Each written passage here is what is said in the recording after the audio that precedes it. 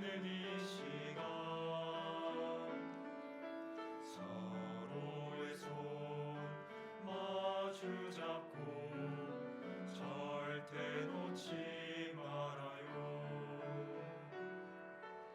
하늘의 별은 반짝거리며 우리들의 가는 길 밝혀주고 따사로운 햇살은 눈부신 그대를 더 빛나게 하죠.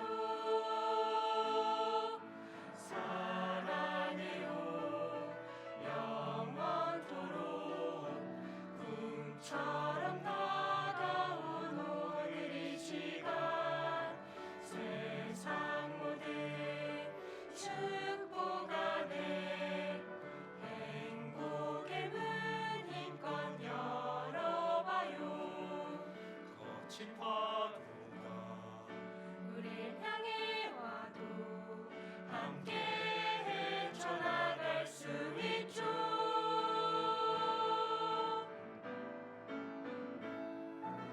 사랑해요 영원토록 꿈처럼 다가온 오늘 이 시간 세상 모든 축복 안에 행복의 문 힘껏 열고 사랑의 노래를 불러요.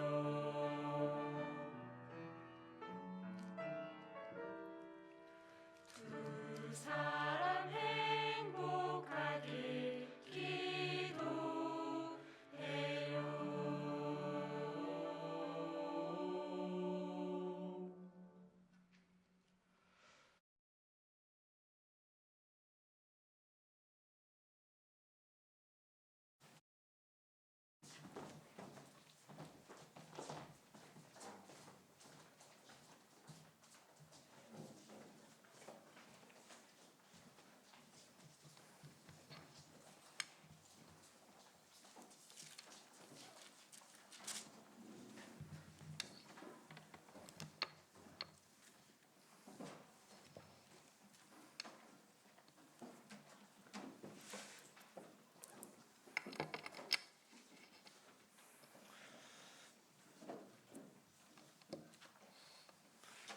안녕하세요.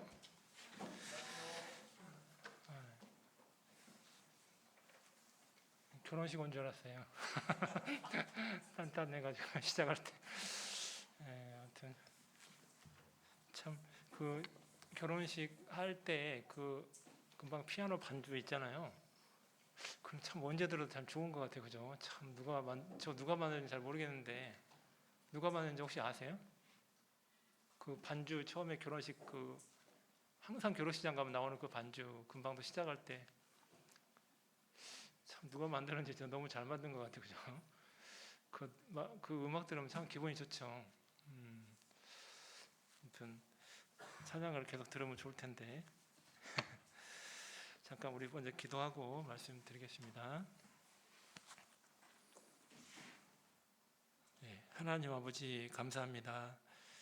연약하고 부족하고 허물 많은 저희들을 주님이 불쌍히 여겨주셔서 십자가의 그 귀한 생명을 하나님 아버지께 또 독생자께서 바치시고 또 피를 다 흘려주심으로 우리의 죄를 영원히 다 해결해 주심으로 평강 가운데 영원한 천국을 바라보고 나머지 인생의 때를 살게 해주신 것 감사드립니다.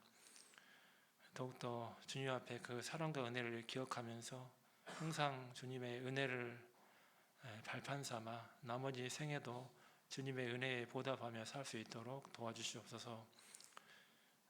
우리가 1년을 살면서 코로나로 인해서 많은 제약이 있었지만 이제 점점 풀리고 자유롭게 교제하고 자유롭게 복음을 전할 수 있는 이제 5월달이 이제 됩니다. 주님께서 앞서 행해 주셔서 교회를 통해 많은 열매가 맺혀서 주님이 영광을 받게 해주시고 조만간 다가오는 하계 수양에도 그러한 소원과 간구를 통해서 전국에 더 전 세계에 이뤄진 많은 영혼들이 구원받고 하나님께 돌아오는 귀한 역사를 나타내 주시기를 원합니다. 해외에서 복음을 증거하시는 우리 선교사님들, 가족들, 동역자들, 해외 많은 교회들 하나님 더욱더 든든하게 세워주시고 전 세계에 또 복음을 증거하라는 하나님의 그 엄중한 말씀을 따라 끝까지 그 일을 잘 감당할 수 있도록 도와주시옵소서. 또 우리 가운데 힘들고 어려운 인생의 무게와 짐이 있는 분들이 있다면은 하나님께서 교회를 통해 사랑과 은혜를 더 많이 배우게 해주시고 또 주님의 인도하심을 따라서 모든 걸 잘 이겨내는 우리 청년회가 될 수 있도록 함께 해 주옵소서. 오늘 귀한 또 결혼이라는 주제로 함께 말씀을 상고하고자 합니다.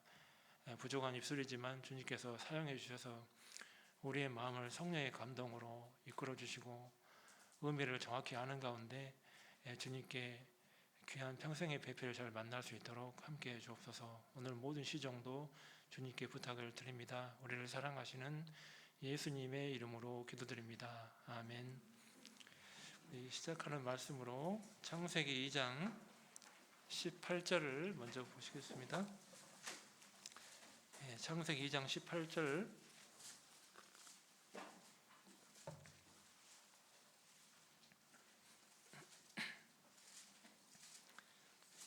창세기 2장 18절 말씀입니다.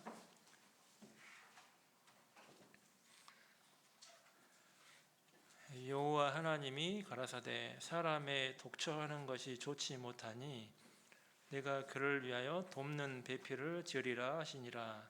그다음 21절입니다. 여호와 하나님이 아담을 깊이 잠들게 하시니 잠들매 그가 그 갈빗대 하나를 취하고 살로 대신 재우시고 여호와 하나님이 아담에게서 그 취하신 그 갈빗대로 여자를 만드시고 그를 아담에게로 이끌어 오시니 아담이 가로되 이는 내 뼈 중에 뼈요 살 중에 살이라. 이것을 남자에게서 취하였은즉 여자라 칭하리라 하시니라. 이러므로 남자가 부모를 떠나 그 아내와 연합하여 둘이 한 몸을 이룰지로다. 네, 거기까지 보시겠습니다. 우리 창세기 2장 내용은 하나님이 인류 역사 가운데 처음으로 이제 그 제도라는 걸 만들어냈는데 그게 뭐냐면은 이제 결혼이라는 겁니다. 결혼이 굉장히 아까 우리 청년회장이 말씀하셨지만 결혼이 굉장히 중요한 주제예요. 왜냐하면은 지금까지는 혼자서 생각하고 살았잖아요. 그런데 이제 두 사람이 살아야 되고 더 시간이 흐르면 세 사람이 될 수도 있고 5명이 될 수도 있잖아요. 그러니까 많은 사람들의 삶과 영원한 생명이 연결되어 있기 때문에 그리고 그 두 사람을 통해서 파생되는 많은 가족들과 양가의 많은 사람들 내가 평생 만나지 못할 사람들을 결혼이라는 제도를 통해 새롭게 만나게 되거든요. 그러니까 이게 굉장히 중요한 그 목적이 있고 또 많은 또 하나님의 결혼을 통해 하시고자 하는 일이 굉장히 많이 있어요.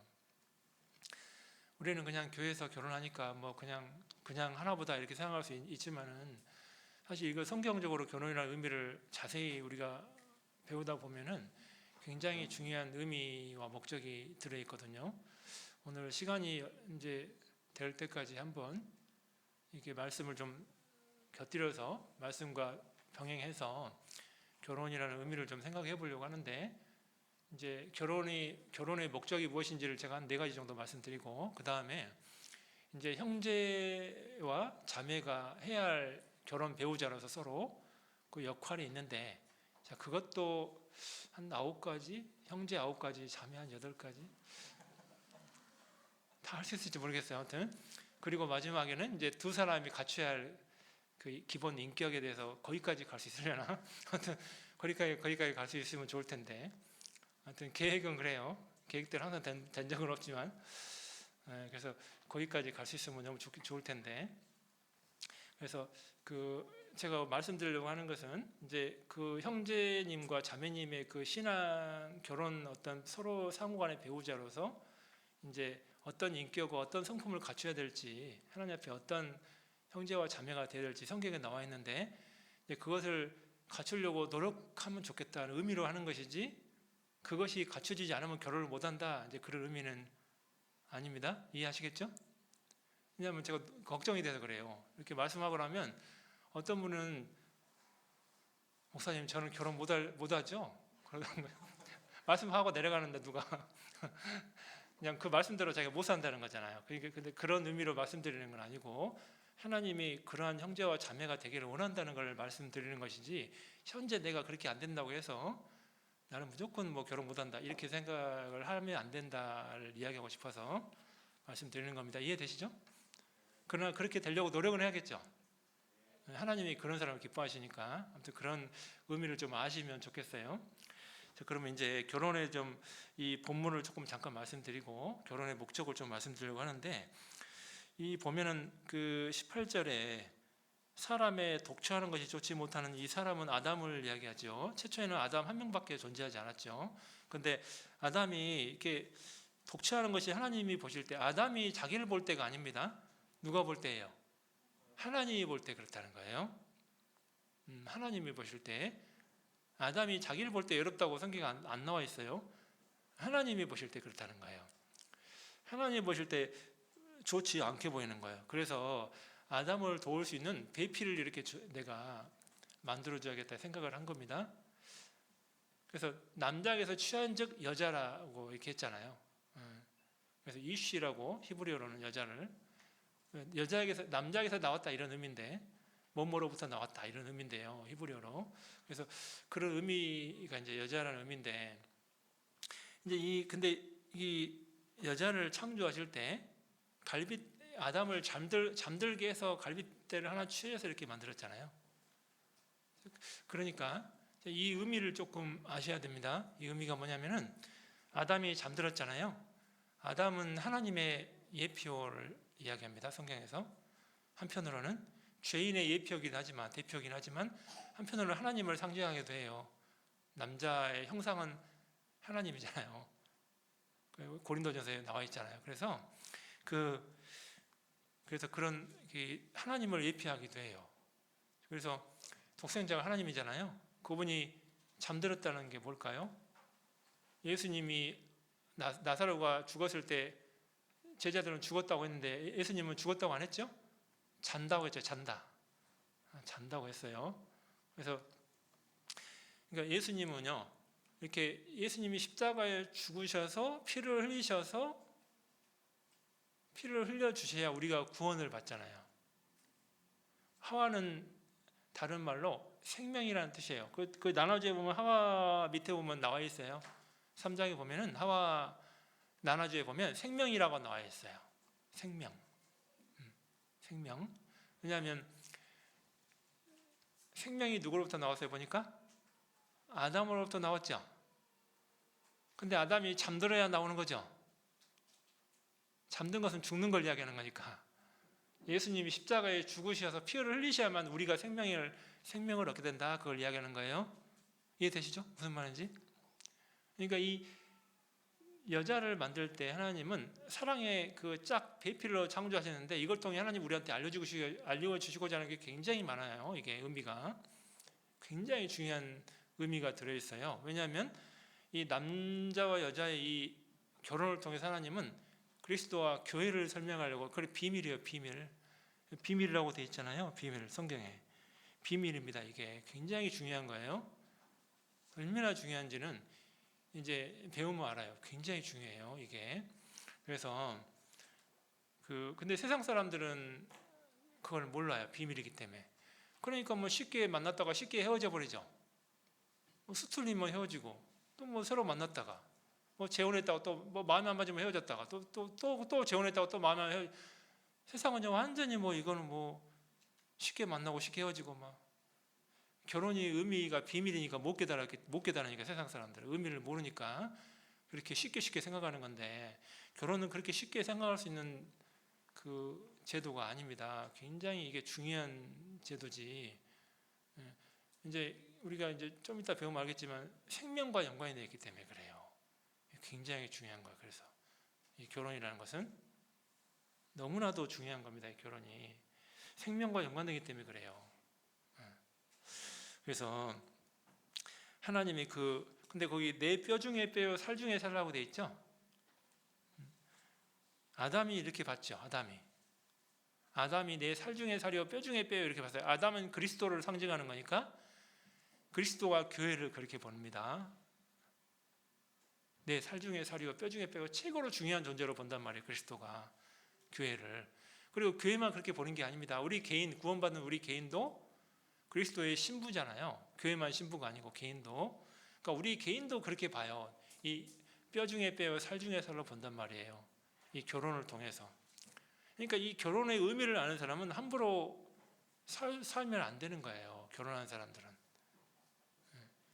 교회 안에서 결혼한 형제자매는 이 의미를 알면 함부로 살면 안 돼요. 몰랐을 때는 함부로 살 수 있을지 모르지만 이 의미를 알면 살면서 계속 되새기면서 살아야 돼 이게. 그걸 모르면 많은 문제가 생기기 때문에 그래요. 중요해요. 그래서 아무튼 제가 많은 분들 이렇게 만나보고 상담해보고 막 하다 보면은요, 참 결혼의 의미와 목적을 너무나 모르고 산다는 생각을 참 많이 해요. 특히나 그 청년회 때 구원받아가지고 청년회 때 결혼한 사람 말고 봉사회 어머니 때 결혼해서 청년의 시절을 겪지 않고 봉사회 어머니 때 구원받고 이렇게 부부로 사는 사람들은 많은 어려움이 있는 경우가 되게 많아. 왜? 청년의 시기를 겪어보지 않아가지고 결혼의 의미와 목적을 잘 모르고 사는 경우가 되게 많아요. 그러니까 뭐 부부싸움도 많이 하고 뭐 부부가 막 많은 어려움이 있고 사니 안 사니 그러고 막 많은 어려움이 있는 가정들도 있어 사실은.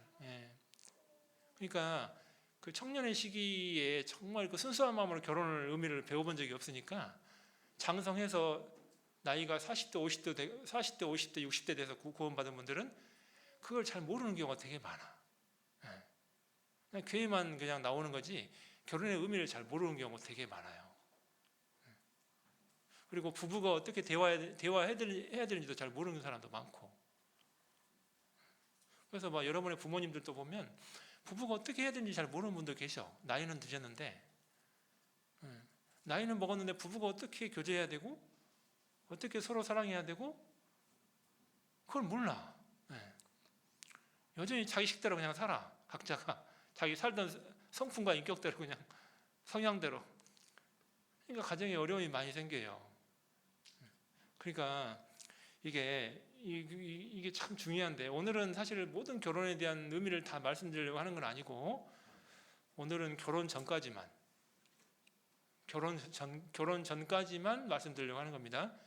결혼한 이후에 부부로서의 사는 삶은 청년 부부 모임이 만들어졌잖아요, 그죠? 그때 이제 하나씩 이제 이렇게 말씀드리려고 해요. 이제 오늘은 그 이후의 삶을 이야기하는 건 아니고 결혼 전까지. 근데 결혼 전까지만 하려고 해도 내용이 이렇게 많아. 그러니까 결혼 이후의 부부의 삶은 이제 별도로 나중에 청년 부부 모임 할 때 이제 그때 하나씩. 지금은 이제 여기 대부분이 결혼 안 하셨으니까 이제 결혼 전까지만 말씀드리려고 해요. 오늘은. 자, 하나님의 뜻이 이 결혼에 있는데요. 누가 저한테 물어봤어요. 예전에 진지하게 물어보셨어요. 목사님 저기 결혼을 꼭 해야 되나요? 결혼 안 하고 혼자 살면 안 되나요? 그렇게 물어보셨거든요.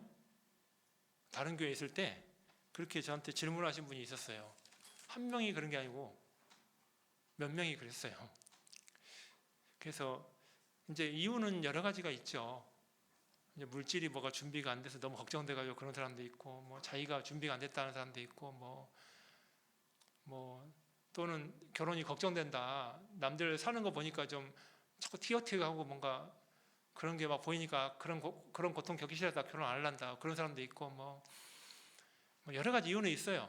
아니면 또 뭐 사회에 진출해서 능력이 또 되니까 좋은 직장에 또 수입도 많고 그러니까 굳이 뭐 혼자서 잘 살 수 있으니까 굳이 뭐 결혼에 대한 거 그렇게까지 내가 막 애달게 막 그런 마음은 없다. 뭐 여러 가지 그런 이유들이 있는데, 그거 이외에도 여러 가지 이유가 있는데, 근데 이유를 불문하고 결혼이라는 거는 하나님의 뜻이라는 거 아셔야 돼. 결혼이 하나님의 뜻이 아니면 창세기 2장에다가 아담과 하와의 부부의 이야기를 써놓을 필요가 있어요, 없어요? 써놓을 필요가 없죠. 결혼이 하나님 뜻이 아니면 굳이 이렇게 중요한 비밀인 성경 부부의 이 결혼에 대한 걸 써놓을 필요가 없어요. 성경에다가. 하나님의 뜻이니까 써놓은 거예요. 결혼이라는 게 얼마나 많은 일을 하는 걸 알면 해야 된다는 걸 이제 알게 돼요. 그게. 물론 예외인 사람이 물론 있습니다. 예외인 사람. 대표적인 사람이 사도 바울이죠. 사도 바울은 혼자 살았죠. 그리고 우리 누가복음 1장에 믿음의 여인 안나 선지자도 혼자 살았잖아요. 물론 과부로서 84년 살았는데 재혼 안 하고 젊은 나이에 남편이 죽고 젊은 나이에 이제 재혼을 하지 않았죠. 혼자 살았죠. 이제 이게 그런데요. 그렇게 결혼을 안 한 것은 하나님이 특별한 목적을 위해서 그렇게 허락을 안 한 거고, 그러나 일반적으로는 결혼하는 것이 하나님 뜻이 맞아요. 예외적인 한두 명 때문에 결혼을 이렇게 안 하거나 이렇게 하면 안 되는 거예요, 원래. 그래서 그 결혼 자체는 하나님의 뜻이다. 축복이니까 그런 거예요. 그래서 자, 그걸 통해서 하나님이 하실 일이 굉장히 많은데, 자, 호세아 2장을 잠깐 볼게요. 호세아 2장.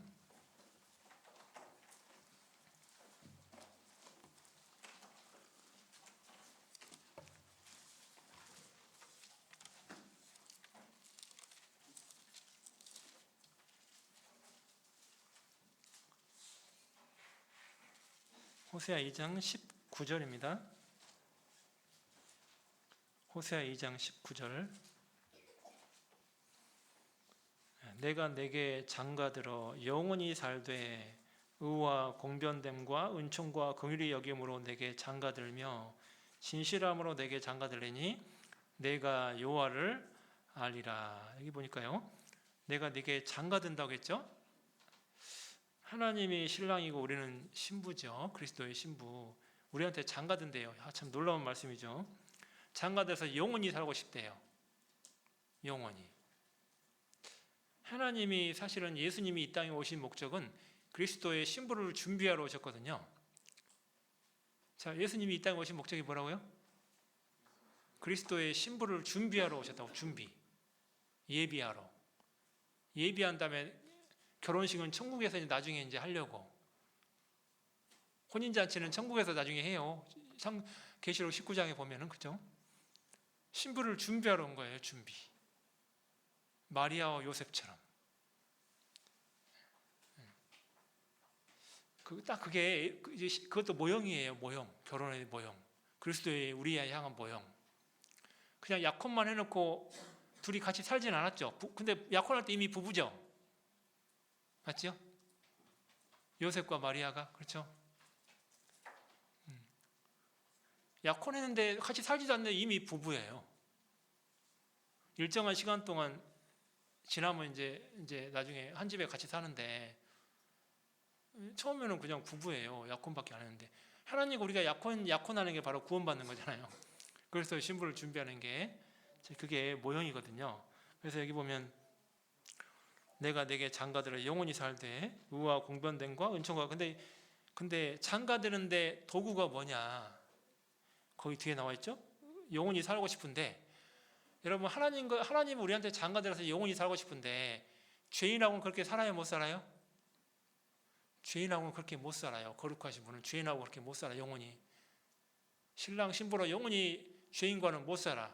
그러니까 하나님이 뭘 준비하셨냐? 의와 공변됨과 은총과 긍휼히 여김, 요걸 준비한 거예요. 이게 뭘까요? 십자가.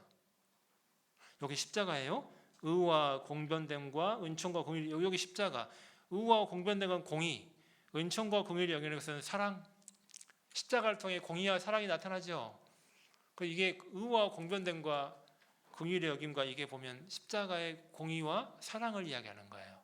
십자가의 공의와 사랑을 통해 우리가 그리스도의 신부가 돼요. 주님은 우리를 신부감으로 삼기 위해서 엄청난 대가를 지불하신 거예요, 사실은. 여러분, 결혼이 그렇게 쉽게 생각하면 안 되는 게 엄청난 그 대가를 지불한 거예요. 이게 그리스도의 신부가 되는 게. 생명을 지불했어요. 창조주의 생명. 엄청난 은혜예요, 이게. 맞죠?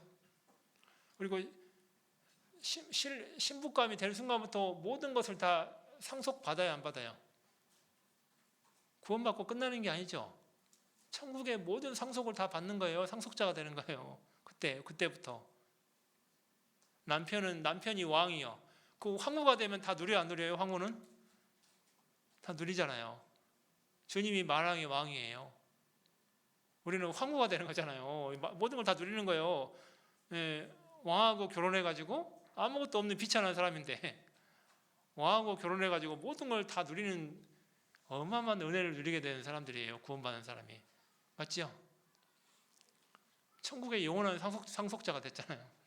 천국의 모든 기업을 다 누리는 사람이 됐잖아요. 엄청난 십자가를 통해서 이 결혼이라는 의미를 하나님이 알려주는 거예요. 이게 그리스도와 우리 관계를, 이게 엄청난 거예요. 이게 사실은 놀라운 일입니다. 자, 그럼 이제 결혼의 목적을 하나씩 좀 생각해 볼게요. 전도서 9장 먼저.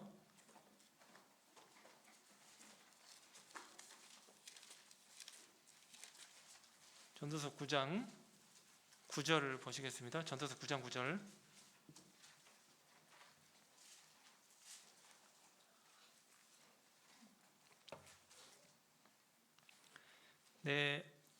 내 헛된 평생의 모든 날 곧 하나님의 해 아래에서 내게 주신 모든 헛된 날에 사랑하는 아내와 함께 즐겁게 살지어다. 이는 내가 일평생에 해 아래에서 수고하고 얻은 분복이니라. 자, 하나님이 나눠주는 복이란 말입니다. 이게 뭐냐면, 이 헛된 날에 인생은 참, 해 아래에서 인생은 참 헛된데, 헛된 인생을 살아가는데, 해 아래에서 인생은 그 헛된 인생 속에 하나님께서 누굴 주셨대요? 사랑하는 아내를 주셨대요. 놀라운 말인데, 이게 하나님의 복이라는 걸 이야기했어요. 복. 맞죠? 자, 아내를 얻는 건 복이 아니에요? 아주 중요한 복이에요. 복. 이게 복이라니까요. 우리 창세기도 복이라고 되어 있잖아요. 하나님은요, 이 결혼이라는 것은 엄청난 축복이에요. 이걸 통해 엄청난 일을 하나님이 하시거든요, 실제로. 여러분, 세상에서 사실 많은 사람들이 방황하고 외롭고 쓸쓸하고 이렇게 살아가는 사람이 너무나 많은데, 결혼을 통하면 심리적인 안정감을 찾아요. 형제들도, 남자들도 보면은. 그래서 여러분, 그 아버지들이나 주변에 결혼하신 분들 보면 결혼 전에는 좀, 이런 표현 해서 죄송해요, 꾀죄죄 하신대. 결혼한 다음에 갑자기 부티가 나죠. 별로 안 그런가? 결혼한 다음에 뭔가 살도 좀 찌고 되게 얼굴도 좀 좋아 보이고 막 이런 거 이러잖아요. 별로 공감이 안 되는구나. 그런 경우가 되게 많습니다. 왜? 이게요, 하나님이 복이니까 그런 거예요. 마음이 편안하거든요. 결혼하면 마음이 편안해요. 심리적 안정을 찾으니까 그것도 하나님이 주신 복 중에 하나예요. 그래서 복이 되는 거예요, 이게. 그러니까 이게 결혼은 되게 중요한 거예요. 세상 이거 헛되고 참 쓸쓸하고 외로운 세상 속에서 사랑하는 남편과 아내가 정말 평생을 같이 이렇게 한다는 것이 굉장히 복이에요. 엄청난 복이에요. 이게 복인데, 이게 복이 되는 것은, 이게 세상에서 말하는 결혼도 복이 되지만 더 진짜 중요한 복은 구원받은 사람이 부부로 만나는 건 진짜 이게 하나님이 진짜 원하시는 결혼의 복이에요. 이게 교회 안에서 이루어지는 이 결혼이 엄청난 복이에요. 왜 그런지 알아요? 구원받은 사람은 하나님이 안에 계시니까 하나님의 뜻인 성경대로 살려는 마음이 있기 때문에 복이 되는 거예요. 근데 구원받은 사람은 그러지 않지요? 하나님과 상관없이 살잖아요. 자기 마음대로.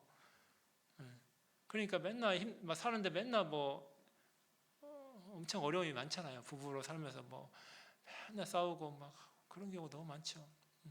근데 그리스도인은 이 마음에 하나님이 와 계시니까 이제 하나님의 뜻대로 내가 이 성경대로 부부의 연을 맺은 사람처럼 살려는 마음이 있기 때문에 이게 결과적으로 복으로 연결된단 말이에요. 이게 그러니까 이 교회 안의 결혼은 완전 복하고 연결되는 게 맞아요. 자, 그리고 또 하나, 이 동행. 아모스서에 그런 말씀이 있죠. 그 두 사람이 의합지 못하고요 어찌 동행하겠으며, 그런 말씀 있잖아요. 아모스 9장에. 이게 하나님이 우리가 이 결혼이라를 통해서 뭘 하나님이 또 알려주시냐? 하나님과 우리가 동행하는 것을 알려줘요. 여러분 생각을 해봐야 됩니다. 결혼하는 사람들은 하나님과 우리가 어떻게 해야 동행하는지를 하나님이 알려준다니까. 결혼이라는 걸 통해서. 혼자일 때는 이기적이고 개인주의적인 생각을 많이 할 때가 많아. 자기 위주의 삶, 자기가 원하는 삶. 자, 그런데 결혼을 하게 되면 그렇게 살면 가정이 굉장히 힘들어. 자기만을 위한 삶을 살면 뭘 배우죠? 양보라는 것도 배우고, 상대방을 위해서 자기를 낮추는 것도 배우고, 자기 뜻대로 고집대로 살면 이게 힘들다는 것도 아니까 자기를 낮추기도 하고, 상대방과 또 맞추려고 하기도 하고. 이게요, 동행하는 걸 배워요. 이게 부부로서 이 삶을 살면, 그러면서 하나님과 우리의 동행을 어떻게 해야 될지 좀 지혜를 배우게 돼. 이게 결혼을 하게 되면 부부가 동행하면서 하나님과 내가 어떻게 동행해야 되겠구나, 내 이기적인 삶을 살면 안 되겠구나, 나를 위한 삶을 살면 안 되겠네, 이런 걸 배워요. 이 동행이라는 걸 통해서, 부부의 삶을 통해 하나님과 우리가 어떻게 해야 동행할 수 있다는 걸 이게 배우게 된다고. 이게 중요한 거예요. 그래서 이 결혼이라는 게 하나님과 평생 동행을 해야 되는데, 결혼의 삶을 통해 그걸 배워요, 간접적으로. 그래서 그러니까 이게 혼자서는 그걸 잘 못 배워. 자기밖에 보지 않는 경우가 많아. 하나님을 앞에 제대로 순종하기가 쉽지 않아요. 자기 생각대로 사는 경우가 그럴 수가 있어요. 자기 생각대로. 자기 위주인 경우가 많아, 혼자 살면. 근데요, 부부가 같이 살면요, 혼자만은 절대 살 수 없어. 부부는 상대방에게 양보해야 되기도 하고, 이게 절대로 혼자만의 생각으로 살 수가 없어. 부부는 절대로요. 그러니까 하나님과 내 관계를 배워요. 동행을 어떻게 해야 배우는지 지혜를 배워요. 이게 중요하다고. 이게 그래서 신앙생활 동행을 배우는 거니까. 또 교회하고도 어떻게 동행하는지도 배우고, 이 부부를 통해 그걸 배워요. 중요합니다, 굉장히 이게. 자, 그리고 또 하나, 창세기, 요거는 1장을 한번 봐볼까요? 1장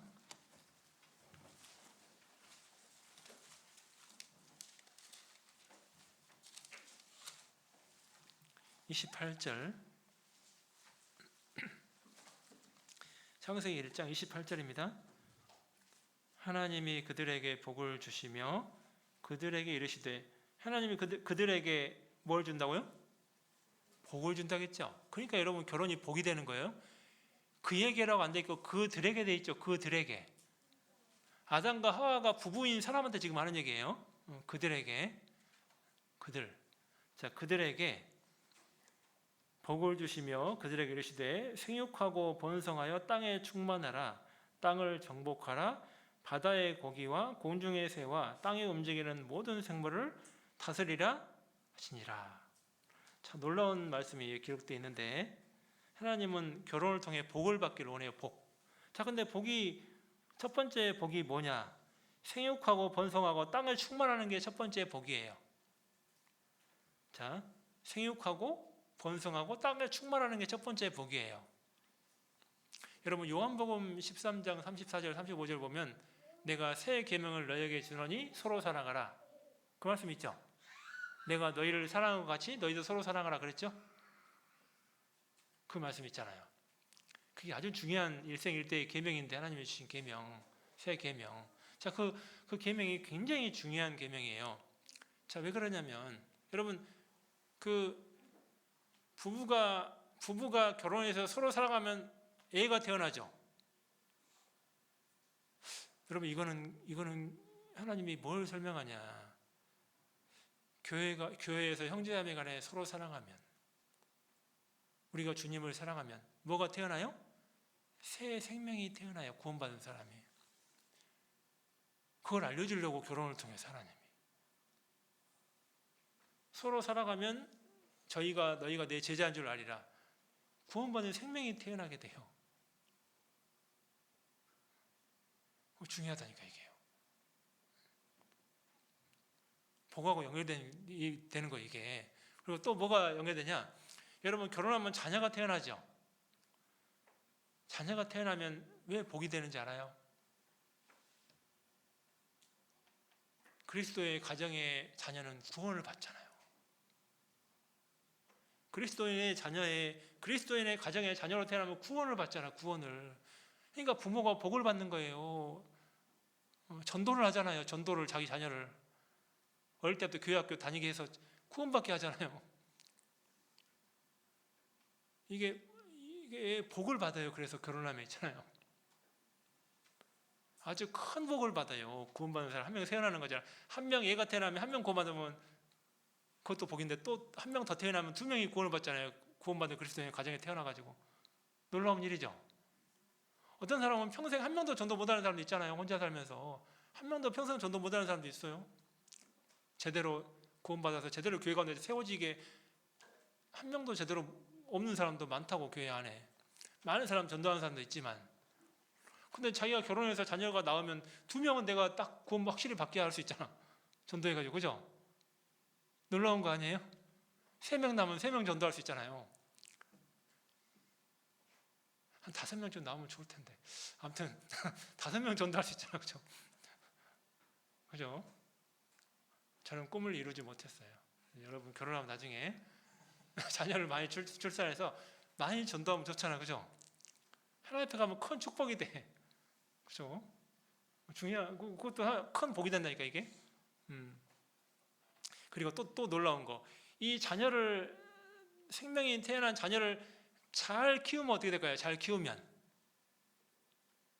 그 아이가 큰 일꾼이 되니까 또 다른 영혼을 건져요, 안 건져요? 또 건지죠. 그러면 내가 이 아들, 딸 전도한 것이 결국 그 아들, 딸이 누구 전도하면 그 상 내가 받아야 안 받아요, 부모가? 받는 거잖아요. 여러분, 그러니까 이게 평생 복 받는 거예요. 결혼하면 이게. 결혼이 얼마나 복 받는 일인지 알겠어요? 이게 평생 복 받는 거라니까, 이게. 결혼이 얼마나 중요한지 몰라요, 이게. 생각해보니까 그렇죠? 엄청나게 복 받는 길이라니까, 이게요. 내가 자녀를 잘 양육해서 잘 키우면 이 자녀가 많은 사람 전도하면 부모가 그 상을 다 받는 거잖아요. 그 희생이 결국은 이 아이가 변화시켰고 이 아이가 전도하는 거니까 부모가 상을 받잖아, 이게. 30배, 60배, 100배 열매를 거두는 길이에요. 결혼하는 비결이 아세요? 내 자녀가 예를 들어서 전도인이 돼봐요. 그러면 전도인이 막 많은 사람 건지는 데 쓰임받았다 해봐요. 그러면 부모가 상을 받는 거잖아. 자녀를 잘 키워가지고 만약에 그렇게 할 수 있다면 진짜 많은 사람 전도하는데 부모가 상을 같이 받는 거잖아요. 그 자녀를 훌륭하게 키웠기 때문에. 맞잖아요. 그러니까 이 결혼이라는 것은 복 받는 길이라니까, 이게. 엄청나게 중요한. 맞죠? 생각해보니까 맞죠? 엄청난 복이 기다리고 있는 거예요, 이게. 보통 복이 아니에요, 이게. 처음 가면 상이 엄청 쌓여 있어요. 굉장히 엄청난 일이 될 수가 있습니다, 이게. 굉장히 귀한 것이 아닐 수가 없어요. 이게 굉장히 중요합니다. 자, 그리고 또 에베소서 5장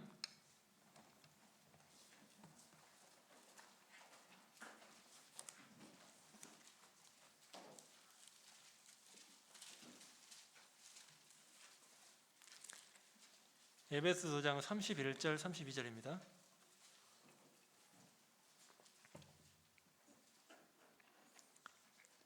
이러므로 사람이 부모를 떠나 그 아내와 합하여 그 둘이 한 육체가 될지니 이 비밀이 크도다. 내가 그리스도와 교회에 대하여 말하노라. 자, 이 비밀이 크도다 그랬습니다. 이 비밀이 크도다. 이 비밀도 알기 어려운데 세상 사람은 이게 굉장히 큰 비밀이래요. 이게 뭐냐면 이 결혼을 통해 하나님은 그리스도와 교회를 설명해 주고 싶어요. 여러분 결혼을 하게 되면 교회가 얼마나 소중한지 더 의미를 크게 깨달을 수밖에 없어요. 만약에 내가 혼자 신앙생활을 하면은 뭔가 상처가 있다든지 하면 나 교회 안 나가버리지 이렇게 끝날 수가 있는데, 만약에 여러분 결혼을 하잖아요. 그럼 그렇게 쉽게 그렇게 못해요. 왜? 이 결혼의 의미를 알면 교회가 얼마나 귀한 것인지를 아니까, 얼마나 아까 내 뼈 중에 뼈요 살 중에 살이라는 그런 의미를 아니까 교회를 함부로 등진다든지 함부로 뭔가 내가 교회에서 제대로 교회를 뭔가 함부로 판단한다든지 그런 걸 못해요.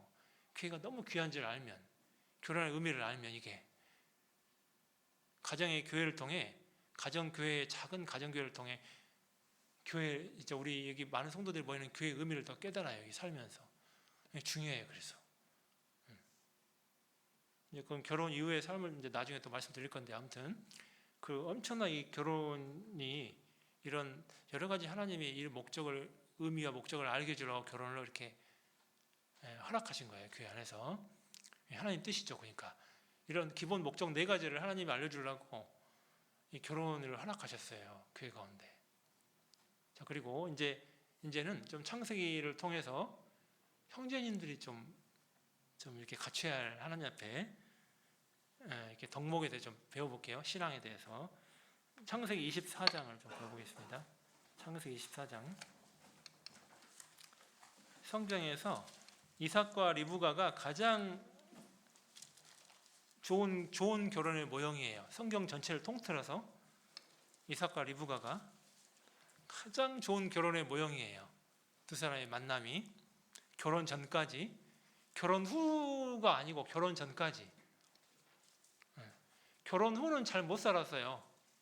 솔직히 이삭과 리브가가. 근데 결혼 전까지만 이야기하는 거예요. 결혼 전까지 최고로 좋은 모형이 이삭과 리브가의 모형이에요. 자, 이제 한번 1절부터 한번 잠깐 봐볼게요. 오늘 창세기 24장을 자세히 좀 배우면서 여러 가지를 좀 생각해 보려고 합니다. 가장 좋은 모형이니까. 자, 아브라함이 나이 많아 늙었고 여호와께서 그의 범사에 복을 주셨더라. 아브라함이 자기 집 모든 소유를 맡은 늙은 종에게 이르되 청컨대 내 손을 내 환도뼈 밑에 넣으라. 내가 너로 하늘의 하나님 땅의 하나님이신 여호와를 가리켜 맹세하게 하노니 너는 나의 거하는 이 지방 가나안 족속의 딸 중에서 내 아들을 위하여 아내를 택하지 말고 내 고향 내 족속에게로 가서 내 아들 이삭을 위하여 아내를 택하라. 자, 이게 중요한 말씀이 여기 나와 있죠. 자, 이 결혼이, 이 아브라함이 이제 나이 많아 이제 늙어서 곧 죽을 때가 다 됐어요. 근데 다음에 계속 평생 한이 되는 게 뭐냐? 아들 이삭이 지금 결혼을 안 하고 있는 거예요. 평생 한이 돼. 결혼시키고 내가 죽어야 되는데, 결혼시키고 죽어야 되는데 지금 죽을 때가 다 되는데 결혼을 못 시키니까 마음이, 아브라함이 괴로운 거예요. 그래서 아브라함이요, 이 종은 다메섹 엘리에셀에게, 종에게 내 환도뼈 밑에 손을 넣어라. 그리고 나와 맹세하라. 내 앞에. 뭘 맹세하냐? 가나안 여인들을 취하지 말고 내 고향 바다나람에 가가지고 거기서 이삭의 신복감을 구해와라. 그렇게 하겠다고 나한테 맹세하라. 그렇게 환도뼈 밑에 손을 넣고 맹세했어요. 여러분요, 환도뼈 밑에 손을 넣는다, 성경에 그런 표현이 있는데 그 표현이 뭐냐면 생명을 걸고 나고 맹세하자, 이런 뜻이에요. 뭘 걸고요? 생명을, 너 만약에 가나안 땅에서 신부감 차면 너 죽는다, 그 말이에요. 네 생명을 걸고 나고 약속해라, 하나님 앞에. 반드시 가나안 여인 말고 어디 여인요?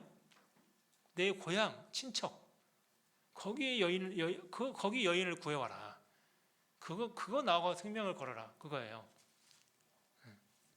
이거 도대체 결혼이 얼마나 중요하길래, 그죠? 생명까지 걸어, 세상에. 얼마나 중요하길래. 결혼이 진짜 중요해요.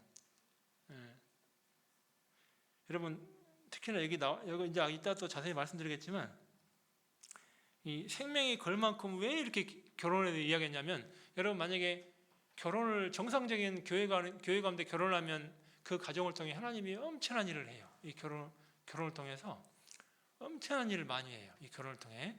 그 중에 제일 중요한 것 중에 하나가 뭐냐면, 결혼을 통해 양쪽 가문의 복음이 전해져. 여러분 생각해봐요. 하나님이 자기를 이야기할 때 뭐라고 하셨죠?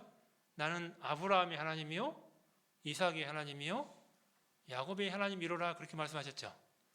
여러분 만약에 이삭이 하나님은 됐는데 이삭이 제대로 결혼 못하면 야곱의 하나님이 나와요 안 나와요? 안 나오죠. 그럼 비극이에요 비극이 아니에요? 비극이 되는 거예요. 아세요? 그러니까 굉장히 중요하다고 이게. 아브라함이 하나님과 이삭이 하나님까지는 됐는데 야곱이 하나님이 안 될 수가 있다니까. 야곱 같은 사람이 안 나와 보니까 잘못된 결혼을 해버리면. 이해되세요? 만약에 이방 결혼을 해버린다 이렇게 돼버리면 하나님 뜻대로 가나안 여인을 취해버리면 아합 왕이 이세벨을 취하는 바람에 북이스라엘 전체 나라 망했잖아요. 그죠? 믿음의 후손들이 나올 수가 없었잖아요. 나라가 망했잖아요. 완전히 우상숭배로 나라가 돼버렸잖아요. 이게 여러분 야곱이 하나님은 나올 수가 없다니까 이게. 그러니까 생명을 걸어야 되는 거예요. 그게 얼마나 중요한지 알아요? 믿음의 자손들이 나와야 되는데 안 나온다니까 이게요. 믿음의 자손들이 아브라함의 믿음의 자손들이 나와야 되는데 이게 안 나오면 대가 끊겨버리는 거죠. 그러면 큰일 나는 거잖아요. 하나님 앞에 엄청난 영원한 기업이 약속돼 있는데 내가 결혼을 잘못해버리면 영원한 기업의 약속이 끊겨버리잖아요. 나 때 딱 끊겨버려 이게. 이거는 엄청난 결혼을 통해 비극이 찾아오는 거예요. 그 집안에. 보세요. 이해되시죠? 무슨 말씀인지? 그러니까 생명을 걸 만큼 중요해요, 안 중요해요? 엄청 중요해요. 왜? 야곱이 안 나오면 12지파가 안 나오잖아요. 이스라엘 전체 대표하는. 어마어마한 이 축복이 이게 끝나버리는 거니까 이게 엄청난 큰 죄가 되는 거예요. 이게 이해되세요? 얼마나 큰 죄가 되는지 그게. 우리가 결혼을 잘못하면 엄청 큰 죄가 돼요. 이게 하나님 앞에. 하나님이 그 엄청난 대계획을 나를 통해 하고자 하는 계획을 내가 다 흐트러뜨리는 건데 하나님 앞에 엄청난 범죄라는 거 아셔야 돼. 그게 아세요?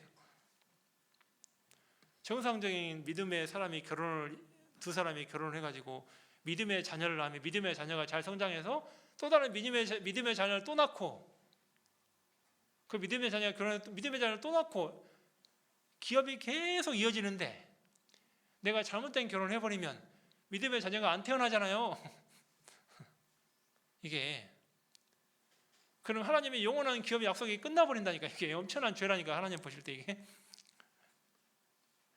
근데 그게 엄청난 큰 죄라는 생각을 못 하더라니까 이게요. 엄청나게 큰 죄인데 너무 안타까운 거죠 그게. 육신적인 즐거움 때문에요. 영원한 축복을 다 잊어버려. 비교도 안 되는 축복을 잊어버려. 다 버려버려. 참 80년짜리 때문에. 야, 그런 어리석은 사람들이 있으면 안 되죠. 생명을 걸 만큼 중요한 거예요. 그러니까 이게 엄청 중요한 거예요. 이게 너무나도 중요해요. 자, 이제 로마서 9장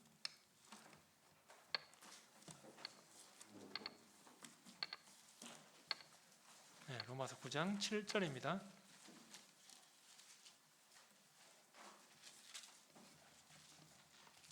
로마서 9장 7절.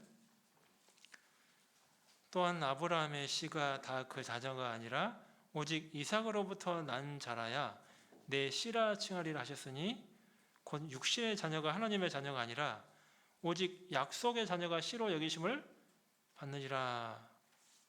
참 놀라운 말씀이 아닐 수가 없는데, 자 이게 육신의 자녀는 하갈로부터 태어난 이스마엘을 말하죠. 이스마엘은 쫓겨났죠. 하갈과 이스마엘은 쫓겨났잖아요.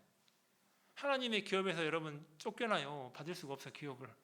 약속의 자녀인 이삭을 통해 난 자가 영원한 기업을 받는 겁니다. 믿음의 자녀가. 그게 아브라함의 후손이에요. 믿음의 자녀. 여러분 이 형제가 될 수 있는 첫 번째 조건은 뭐냐? 결혼할 수 있는 조건이 되는 건 반드시 구원을 받아야 돼. 반드시 뭐 해야 된다고요?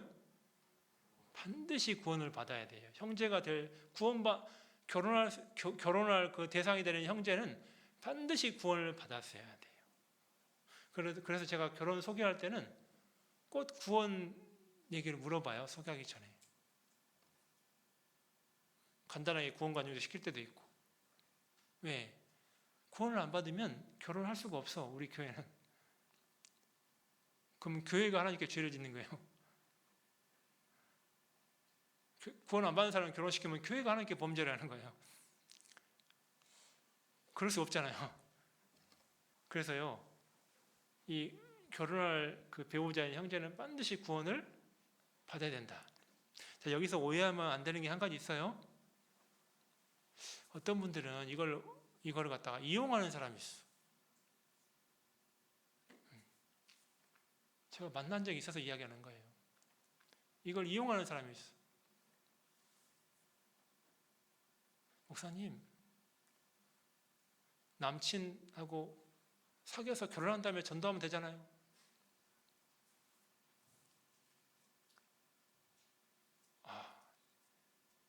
지금까지 뭐 배웠나? 어릴 때부터 교회 학교 다녔는데 하나님 앞에 마음이 엄청 잘못됐죠? 지금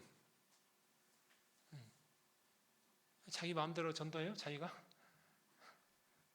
하나님이에요? 마음대로 그렇게 하고 전도하게? 그러니까요, 이게 여러분요, 제가 지금까지 교회 가운데서 그렇게 결혼했잖아요? 한 명도 구원 받은 사람 본 적이 없어. 아세요? 하나님의 징계받는 건 봤어도 한 번도 제대로 구원받은 적을 본 적이 없어요. 왜 그럴까요? 왜 하나님이 허락 안 할까요? 불순종하면서 복 받겠다는 거잖아요. 하나님 앞에 불순종이고 알면서 지금 그렇게 하고 억지 부리고 하겠다는 거잖아요. 불순종인지 알면서. 엄청나게 큰절하고 알면서 그런 것을 하나님 앞에 매를 더 만다겠잖아요. 하나님이 알면서 그러면 이게요, 하나님을 완전히 경만히 여기는 거잖아요. 양심으로는 알고 있어. 근데 하나님은 무서워하지 않아. 두려워하지 않아. 우습게 생각해. 그러면 안 돼요. 하나님을 경외해야 되는데 크신 분인데 있잖아요. 우리가 마음과 생각을 다 아시는데 하나님이, 여러분 구원 못 받습니다. 그렇게 하면 불순종하면 그게 죄가 되기 때문에 죄에서는 구원이 나올 수가 없어요. 절대 그러면 안 돼요. 근데 이런 경우는 있어요. 자, 오해하시면 안 돼요. 이런 경우는 있어요. 자, 하나님이 어떤 사람은 좋은 모델 케이스는 아닌데, 이걸 오해할까 봐 제가 걱정돼서 몇 번 강조하는데, 하나님이 간혹 그 어떤 남녀의 어떤 이성적인 걸 통해서 전도하는 경우가 있어요. 간혹. 이것도 오해하면 안 돼요. 남녀의 이성 관계를 통해 전도하는 경우가 있다고. 이게 그 이성을 사귀는 건 죄인데, 이걸 통해 하나님을 찾는 영혼을 만나게 해서 전도하는 경우는 간혹 있어요. 그러나 내가 의도하고 작정하고 그런 죄 지으려고 이렇게 하는 사람은 안 된다니까. 그거는. 이거 이해되세요? 뭔 얘기인지? 이거 되게 중요한데.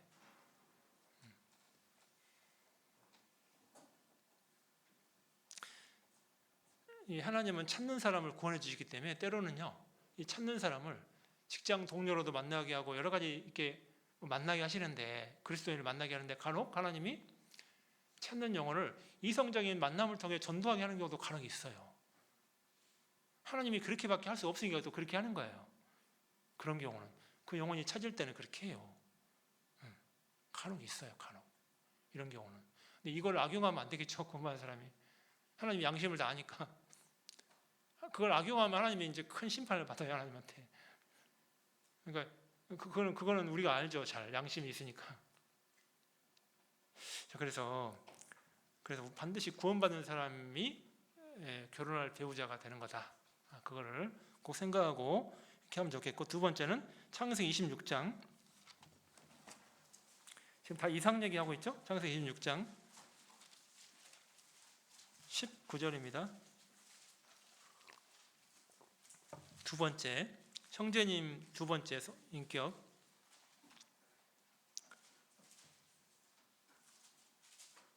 19절입니다. 창세기 26장 19절. 이삭의 종들이 골짜기에 봐서 샘 근원을 얻었으니 그랄 목자들이 이삭의 목자와 다투어 가로되 이 물은 우리의 것이라 하매 이삭이 그 다툼을 인하여 그 우물 이름을 에색이라 하였으며 또 다른 우물을 봤더니 그들이 또 다투는 거로 그 이름을 신나라 하였으며 이삭이 거기서 옮겨 다른 우물을 봤더니 그들이 다투지 아니하였으므로 그 이름을 르호봇이라 하여 가로되 이제는 여호와께서 우리의 장소를 넓게 하셨으니 이 땅에서 우리가 번성하리라 하였더라. 저기 보면 이삭이 그랄 목자들하고 그 이삭의 그 종들하고 자꾸 싸웠잖아요. 우물을 자꾸 메꿔버리고 이렇게 하니까 자꾸 이게 처음에 다퉜다가 이삭은 자꾸 피했잖아요. 안 싸우려고. 그러니까 그 결혼할 그 신랑들 그 형제의 또 중요한 인격 중에 하나가 구원을 확실히 받아야 되는 거고, 두 번째는 이삭처럼 온유한 사람이 되는 게 맞아요. 온유한 사람. 이삭과 리브가는 귀한 결혼의 모형이니까 온유한 사람. 싸우지 않잖아요. 계속 피하잖아요, 싸움을.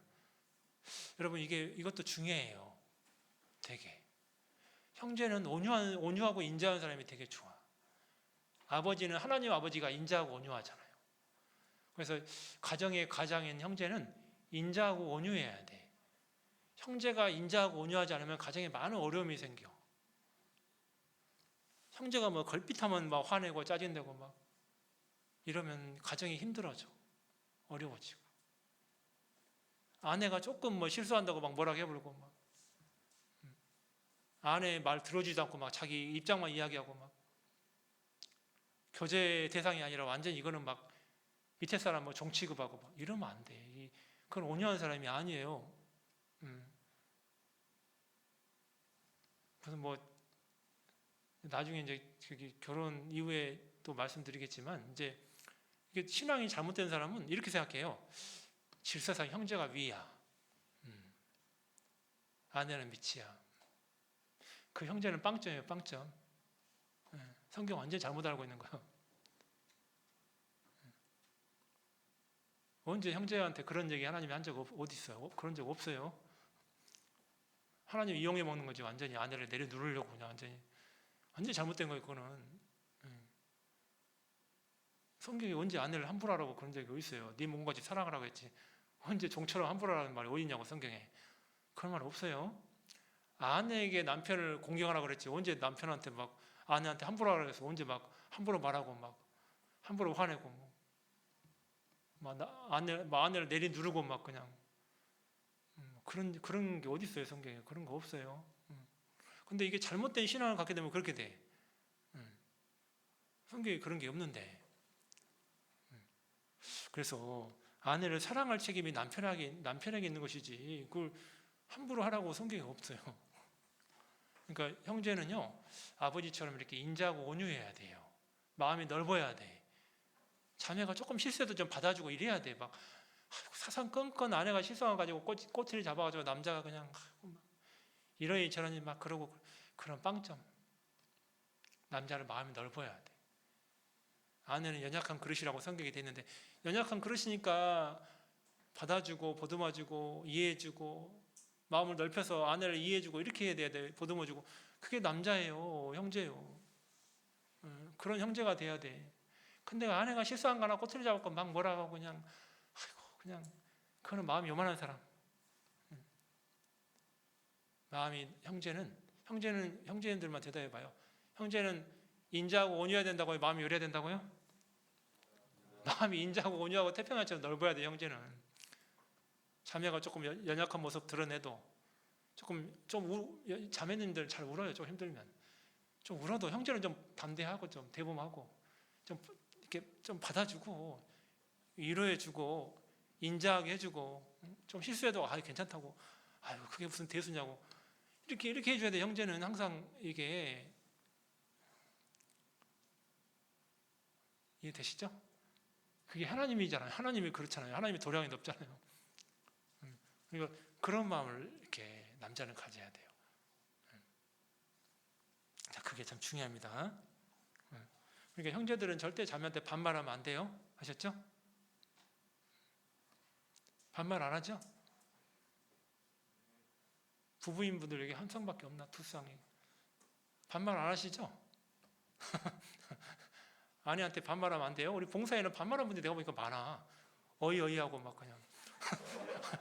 내가 옆에 통화하는 거 듣다 보면 아니 뭐 그래서 처음에 어이가 셋째 어이가 뭐지? 어이? 아내한테 뭐 어이 하고 있어. 아, 세상에. 아니 무슨 아내가 도대체 뭔 취급하는 거야? 어이라니. 아내한테 반말하고 그냥. 그렇게 하면 안 돼요. 인격적으로 돼야지. 반말하면 안 되지. 나이 먹어도 반말하면 안 돼요. 이상하게 나이 먹은 분들은 자꾸 반말하려고 그래. 반말하면 안 돼요. 그렇게 하나님 그렇게 한 적이 없다고 성경에서. 온유하게 항상 인자하게 이렇게 해야 돼. 하나님 아버지처럼 이렇게. 그렇게 하셔야 돼. 청년일 때는 뭐 책이 잘하는데 점점 갈수록 점점 반말로 바뀌더라고. 그렇게. 그러면 안 돼요. 아셨죠? 형제님들? 잘해야 돼. 끝까지. 그렇게 인자한 온유한 그런 형제가 돼야 된다. 형제들은. 그게 중요하고 또 그 다음에 창세기 22장요. 앞으로 좀 가서요. 창세기 22장 9절.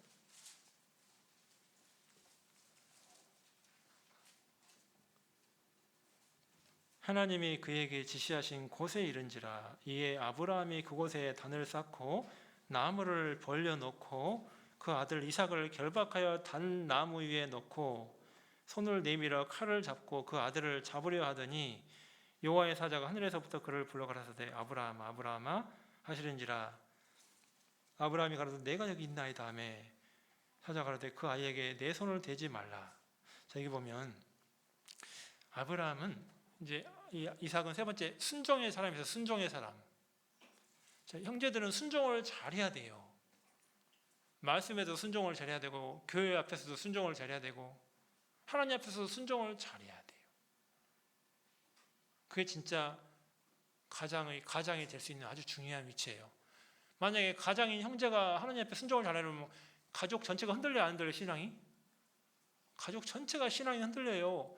형제가 교회 앞에 순종을 잘 안 하고 막 교회도 막 잘 나오는 둥 마는 둥 막 말씀대로 사는 둥 마는 둥 성경도 보는 둥 마는 둥 이렇게 살면 애들 자녀 교육도 제대로 안 되고 아내도 신앙이 안 좋아지고 형제 가장이 그렇게 순종을 제대로 안 하면 하나님이 결혼을 통해 가정을 세워야 되는데 이게 엉망이 된다고 이 가정이. 그러니까 기본적으로 형제님은 하나님 앞에 순종을 잘하는 형제가 돼야 돼요. 가족의 가장이 돼야 되기 때문에 그래요. 그리스도인의 가장이 돼야 되니까 순종을 잘하는 형제들이 돼야 돼. 근데 우리 형제님들 제가 보면 너무 잘하세요. 우리 이렇게 김포교회 형제님들 보니까 너무 다 잘해요. 진짜 열심히 살고 다 잘하신 것 같아. 형제들 힘내요 아시죠? 너무 멋있어. 우리 형제님들 참 잘해. 상대방이 몰라줘서 그렇지 아무튼 너무 잘해. 하여튼 이렇게 잘하는 청년 형제들 없는데 내 마음 같지가 않아서 아무튼 그래요. 창세기 24장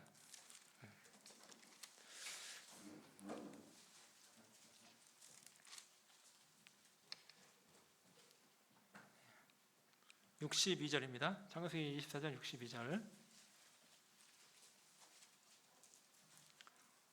때 이삭이 부엘 라헤로이에서 왔으니 그가 남방에 거하였었습니다. 자, 리브가가 딱 약대를 타고 올 때 이삭이 어디에 있다 왔냐면 부엘 라헤로이에 있다가 왔어요. 거기서 뭐 하다 왔냐? 양을 치다가. 자, 여러분 형제님은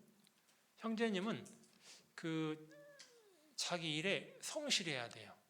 이거 되게 중요합니다. 형제 그 결혼할 형제 그 기본 신앙의 인격 중에 아주 중요한 거예요. 형제는 자기 일에 성실해야 돼요. 성실. 형제님이 막 직장을 막 결혼했는데 막 자주 옮긴다든지 그러면 가정이 어떻게 되겠어요? 불안해갖고. 이달은 월급 갖다 주고 저 달은 또 안 갖다 줘. 그러면 자매가 제대로 살 수 있겠어요? 한 달을? 뭐 먹고 살라고 한 달 안 갖다 주면 직장을 자꾸 옮겨가지고 힘들다고 직장 옮기고 힘들다고 금방 또 걸핏하면 그만두고 그러면 어떻게 되겠냐고. 이게 상사가 조금 힘든 상사 만났다고 금방 힘들다고 그만둬버리고 막 이러면 어떻게 해? 그러면 안 되겠죠? 형제님들은 그 일에 성실해야 돼요. 하나님을 믿고 성실. 이거 진짜 중요해요. 안 그러면 가정이 불안정해져. 형제가 성실하지 않으면. 형제는 신앙생활도 성실해야 돼. 가정이 신앙을 세워져야 되니까. 형제가 집에 와서 맨날 그냥 하루 종일 영화나 보고 맨날 그냥 뭐 취미생활을 하고 맨날 와서 뭐 성경 한자도 안 보고 뭐 맨날 그러면요, 결혼해가지고 맨날 그렇게 살면 가족은 완전 엉망돼 버려. 하나님 일에도 성실해야 되고 직장도 어떻게 된다고요? 성실해야 돼. 직장도 성실해야 돼. 그리고 물론 직장이 있어야 결혼할 수 있죠. 직장 없으면 결혼이 안 되죠. 부양이 안 되니까 그건 당연한 거고. 직장생활 자체가 성실해야 된다는 거 중요합니다. 이거 되게 형제들 중요해요. 형제들 직장 함부로 옮기면 안 돼요. 결혼하신 분들 충분히 기도하고 아내와 상의하고 충분히 하나님 뜻이라고 했을 때 옮기는 거지. 그냥 덜컥 그냥 힘들다고 금방 그만둬버리고 막 절대 그러면 아내 눈물 흘려. 아내는 맨날 힘들어 눈물 흘린다니까요. 제가 다른 게 있을 때요, 종모임을 가보면요, 자매들 맨날 울면서 간증한 분들 중에 몇 명은 그런 기도야. 아이고 우리 형제를 위해서 기도해 주세요. 또 직장 그만뒀어요. 다음 달 또 어떻게 살지 모르겠어요. 월급 없는데 또 빚내서 살아야 돼요. 아니 맨날 집에 고통을 줘. 어떻게 형제가 그냥 결혼해가지고 대체 뭐예요 그것이. 그런 일을 하나도 제대로 못하고 어떻게 하나님 일을 해요. 그잖아요. 여러분 형제님은 성실해야 됩니다. 되게 중요합니다. 이거 책임의식을 가져야 돼. 한 가족의 부양할 아버지인데 이게 중요해. 이거 책임의식을 강하게 가져야 돼. 형제들은 진짜 크게 가져야 돼요. 자매들은 그거 중요하지 않아. 근데 형제들은 중요해. 가장이니까. 땀을 흘려야 소산을 먹는다고 아담에게 이야기했잖아. 하나님이. 이거 중요해요.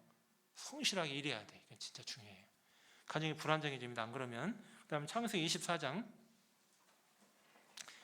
63절.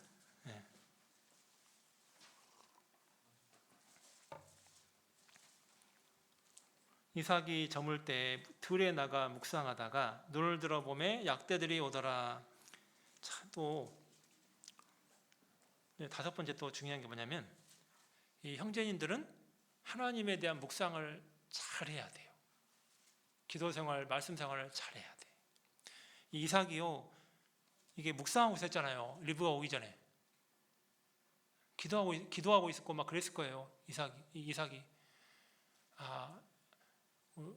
그 아버지의 종이 신부감을 구하러 갔는데 하나님 순적하게 신부감 만나게 해주십시오. 하나님 뜻대로 합당한 그 신부를 막 이렇게 맞이하게 해주십시오. 그런 묵상을 많이 했을 거예요. 기도를 하나님을 생각하면서 하나님 뜻대로 된 기도 이렇게 결혼하게 해주십시오. 그런 묵상을 많이 했을 거라고. 이 리브가를 기다리면서 형제님들을 하나님을 정말 가까이 하고 성경도 가까이 하고 이런 형제들이 돼야 돼요. 왜? 고린도전서에 보면은 그 아내들에게 물을 것 있으면 집에 있는 남편에게 물어보라고 그런 말씀 있잖아요. 근데 형제가 아는 것도 하나도 없어. 성경도 모르고 아무것도 몰라. 그럼 아내가 누구한테 물어봐야 돼? 그잖아요. 가정교제를 해야 되는데. 그래서 형제님들은 성경을 가까이 해야 되고요. 그래야 돼요. 점점 조건이 까다로워지네, 그죠? 결혼할 수나 있으려나? 제가 서두에 그래서 말씀드렸죠, 아까? 완벽하면 한 명도 결혼하기 힘들다고? 그러니까 그걸 말하는 게 아니고 기본적으로 하나님이 이렇기를 원한다는 걸 하나님이 말씀하시는 거예요. 자, 그런 마음을 이렇게 가지셔야 됩니다. 그리고 갈라디아서 4장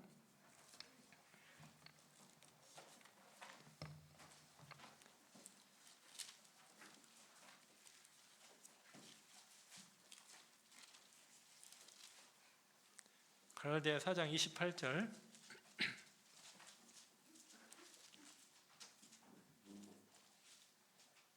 아내들까지도 이렇게 자매들도 해야 되는데 시간이 왜 이렇게 많이 됐어요? 갈라디아 4장 28절. 형제들아 너희는 이삭과 같이 약속의 자녀라. 그러나 그때 육체를 따라 난 자가 성령을 따라 난 자를 핍박한 것 같이 이제도 그러하도다. 여기 보니까 이게 성령을 따라 난 자를 핍박한다고 돼 있죠. 육체를 따라 난 자가. 자, 이게 뭘 말씀이냐면 여러분 형제님은 이거 잘 들으셔야 돼요. 형제님은 결혼하기 전에 하나님 앞에 경건하게 거룩하게 사는 삶 가운데 핍박받는 삶을 살아봐야 돼요. 어떤 분은 그래요. 그럼 제가 교제를 해주죠. 그분들 잘못된 생각 갖고 있는 분들, 목사님 결혼하면 잘 살게요. 그 말은 뭐예요? 결혼 전에는 합당해요? 합당하지 않아요? 말이 합당하지 않죠. 여러분 결혼 전에도 복음 더 열심히 전하고 그렇게 살아야 돼요. 형제님들 직장에서도 복음 열심히 전하고. 아니 복음 하나도 안 전하는 사람이 결혼하면 뭘 잘한대. 말이 돼요 이게? 그건 앞뒤가 안 맞는 거예요. 결혼 전에도 여러분요, 결혼하는 목적 중에 자매님들을 제가 교제해보면, 제가 100명 자매님들을 교제하면 90명은 다 결혼 목적이 전도하기 위해서 결혼한다. 그 말 거의 제가 다 들었어요. 지금까지 교제해보면 진짜예요. 우리 부모님 결혼해서 전도하고 싶다. 자매님들 보면 거의 100명 중에 90명은 다 결혼의 목적 중에 하나가, 중요한 목적 중에 하나가 제가 전도하려고 결혼하려고 합니다. 다 이렇게 말했어요. 제가 만난 자매님들 다. 근데 형제님들이 결혼 전에 전도를 안 한다고요? 핍박받는 삶을 안 산다고요? 그러면 그런 생각을 충족시켜줘요? 너무 멀어요? 너무 멀잖아요 이게요. 너무 멀다고 이게. 여러분 결혼 전에도, 결혼 후에만 무슨 처갓집 전도한다고 하지 말고 결혼 전에도 직장생활 하면서 학교 다니면서 전도 열심히 하셔야 돼. 하나님 앞에 바른 삶을, 핍박받는 삶을 계속 살아야 돼요. 그러면서 결혼을 해야 그 사람이 결혼해서 더 잘 사는 거예요. 이해되시죠? 뭔 말인지. 그게 합당한 그 형제의 모습이에요 사실은. 그리고 또 하나, 창에서 24장 돌아가서 67절, 7번째, 형제님들 7번째예요.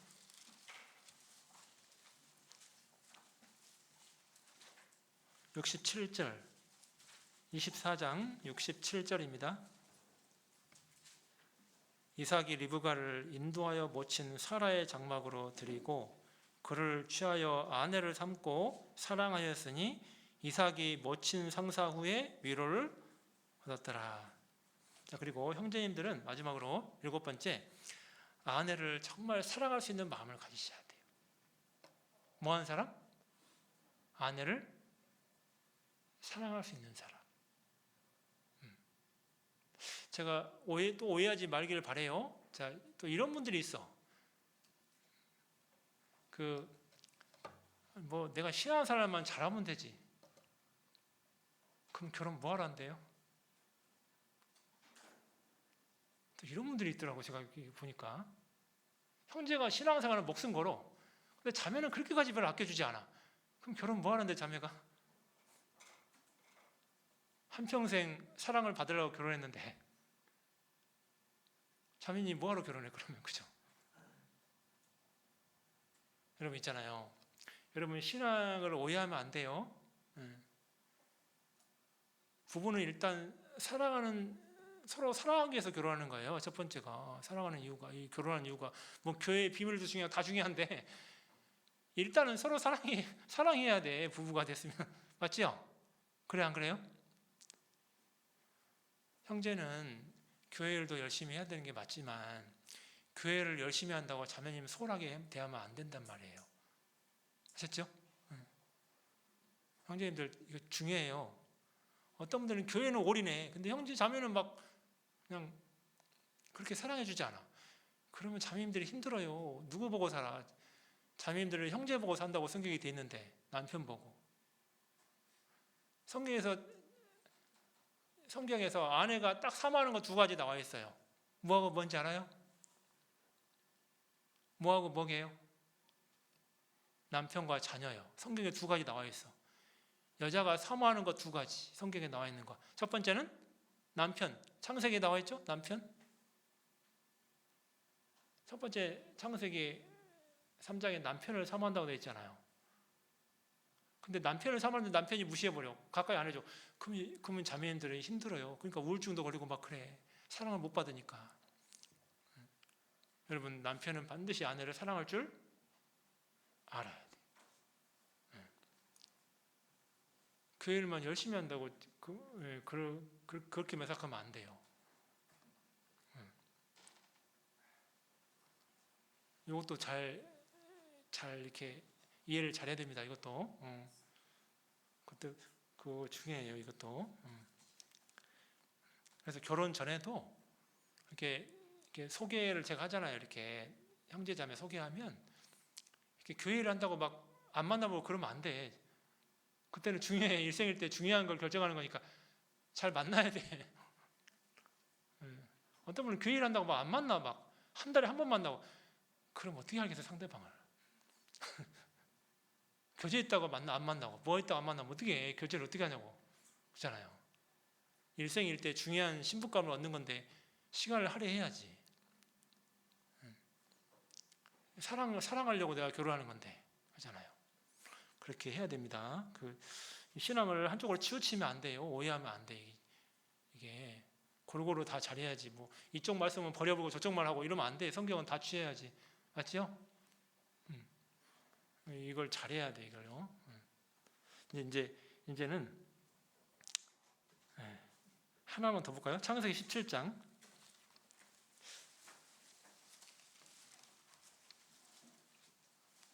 아까 말씀드리긴 했는데요. 말씀으로 확인하려고요. 창세기 17장 19절. 창세기 17장 19절.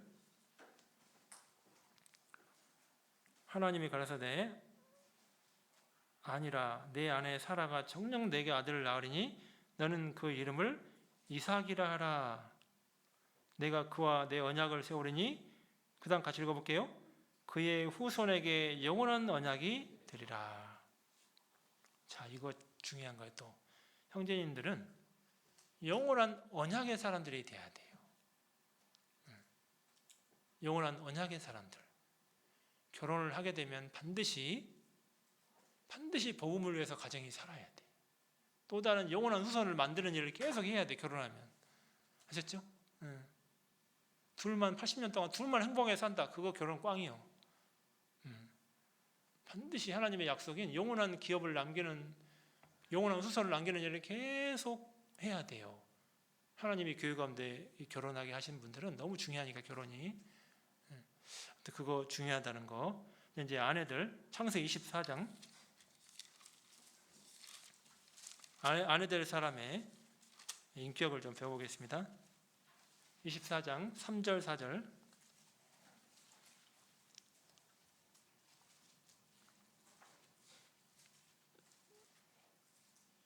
내가 너로 하늘의 하나님 땅의 하나님이신 여호와를 가리켜 맹세하게 하노니 너는 나의 거하는 이 지방 가나안 족속의 딸 중에서 내 아들을 위하여 아내를 택하지 말고 내 고향 내 족속에게로 가서 내 아들 이삭을 위하여 아내를 택하라. 자, 자매님들도 이걸 잘 들으셔야 되는데, 자매님들 절대로 아까 형제님들에게도 말씀드렸지만 절대로 믿지 않는 자하고 멍에를 같이 하면 안 돼요. 고린도서 6장에 있는 말씀처럼 14절 16절 말씀처럼 믿지 않는 자가 멍에를 같이 하면 된다 안 된다예요? 절대로 안 됩니다. 하나님이 특별히 딱 집어서 이게 아내들에게 이렇게 한 이유가 여성들이 더 약해. 그런 쪽으로. 여성들이 감정이 더 약해. 이렇게 이성교제 할 확률이 훨씬 높아요. 그러니까 하나님이 이렇게, 제가 지금까지 교회에서 보면 형제들이 이성교제 한 것보다 자매들이 훨씬 이성교제를 많이 했었어. 제가 지금까지 보면. 그래서 하나님이 일부러 여성한테 이렇게 써놓은 것 같아요. 자매한테. 이방 여인 취하지 말고.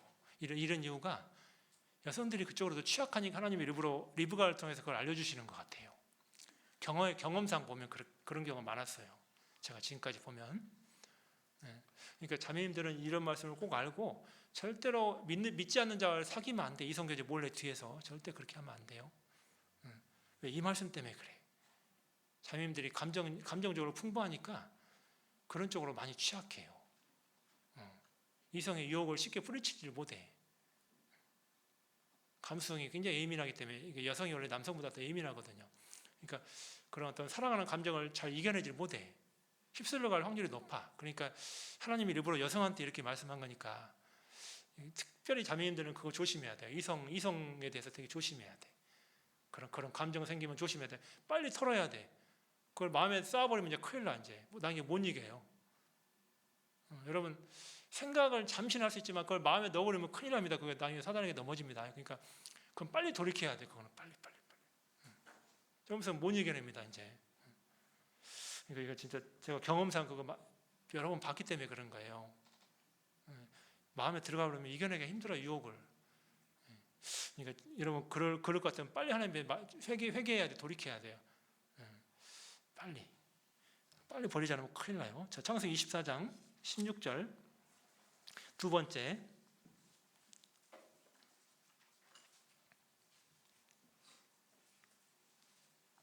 그 소녀는 보기에 심히 아리답고 지금까지 남자가 가까이 하지 아니한 처녀더라. 그가 우물에 내려가서 그 물 항아리에 채워 가지고 올라오는지라. 두 번째, 자매님들은 보면 뭐냐면 거기 심히 아리답다고 되어 있죠? 심히 아리답다. 자, 이게 원래 뜻은 외모가 뭐 이쁘다 이런 의미보다도 그런 의미보다도 외면보다 내면이 아름다운 그 자매가 돼야 돼요. 아시죠? 외면보다 내면을 단장하는 자매님이 되셔야 돼. 그분이 진짜 신부감, 진짜 훌륭한 분이에요. 어떤 분은 막 겉에 막 엄청 화려하게 귀걸이 막 큰 거에다가 막 미니스커트에다가 막 죄송해요 이런 표현 써가지고 엄청나게 겉은 잘 꾸며. 그런데 내면은 그냥 하나님의 아름다운 모습이 없어. 하나님의 형상을 닮질 않아. 그러면 안 됩니다. 교회 와서는 되게 막 다소곳한 옷을 입고 오는데 교회 나가면 바로 옷 집어 던지고 막 짧은 치마 입고 막 그런 분도 제가 봤어요. 하필 왜 내 눈에 띄었는지. 그래서 들통났어. 그래갖고 그래서 우리 교회 말고 오해하시면 안 되고. 야 깜짝 놀랐어요. 야 저런 자매님이었나? 교회에선 되게 막 신앙생활 임원이고 잘해. 야 근데 밖에서는 완전 다른 사람이더라고. 와, 자 깜짝 놀랐다니까. 귀걸이 이만한 거에다가 막 눈 화장 엄청 진하게 하고 막 입술 엄청 붉은 립스틱에 막 그냥 짧은 미니 스커트예요. 빨간색 구두예요. 내가 깜짝 놀랐다니까. 나 처음에 그 자매 아닌 줄 알았어. 근데 나도 숨으려고 했어요. 그분이 다음에 교회 안 나올까 봐. 임원인데. 근데 나는 숨으려고 했었는데 상대방이 날 봤네. 아유 그래가지고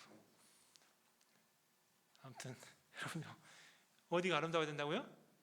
내면 아시죠? 내면이 아름다운 하나님 앞에 자매가 돼야 돼. 네.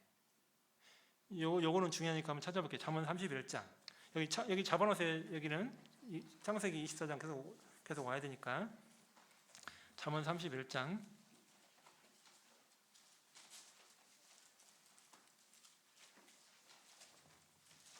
잠언 31장 30절입니다. 자매님들 한번 같이 읽어볼까요? 잠언 31장 30절 고운 것도 거짓되고 아름다운 것도 헛되나 오직 여호와를 경외하는 여자는 칭찬을 받을 것이라.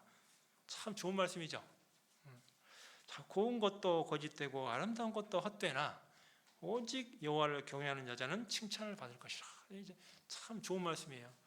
여러분 겉보다 속을 정말 하나님 앞에 아름다운 그 자매가 되도록 해야 돼. 내면이 신앙적으로 내면이 건강하고 튼튼하고 아름다운 자매가 되도록 정말 주님 사모하고 사랑하고 정말 교제 오는 것도 사모하고 정말 내면이 단장된 자매 있잖아요. 정말 예수님 사랑하고 내면이 진짜로 그분이 결국 하나님 앞에 가면 칭찬을 받아요. 자, 그런 분이 돼야 돼. 겉은 제일 잘 꾸미는데 막 속은 안 그러면 진짜 그거는 하나님 보실 때 진짜 부끄러울 수가 있어요, 나중에. 그러니까 여러분 내면을 아름답게 잘 꾸미려고 해야 돼요. 그게 참. 그리고 두 번째 창세기 24장 다시 돌아가세요. 이제 세 번째네요. 창세기 24장 16절을 보겠습니다. 다시 한번. 거기 아리답고 심히 아리답고 지금까지 남자가 가까이 하지 아니한 처녀다라 그랬죠. 자매인들은 순결해야 돼요. 아셨죠? 여러분 그 결혼 소개하잖아요. 결혼 소개 전에도 마찬가지인데 결혼 소개할 때도 결혼 전까지는 절대 여러분 신체적인 접촉을 함부로 하면 안 돼요. 아시죠? 왜요? 결혼 전날까지 모르기 때문에 그래요. 어떻게 될지. 그러니까 절대 신체 접촉을 하면 안 된다고 이게.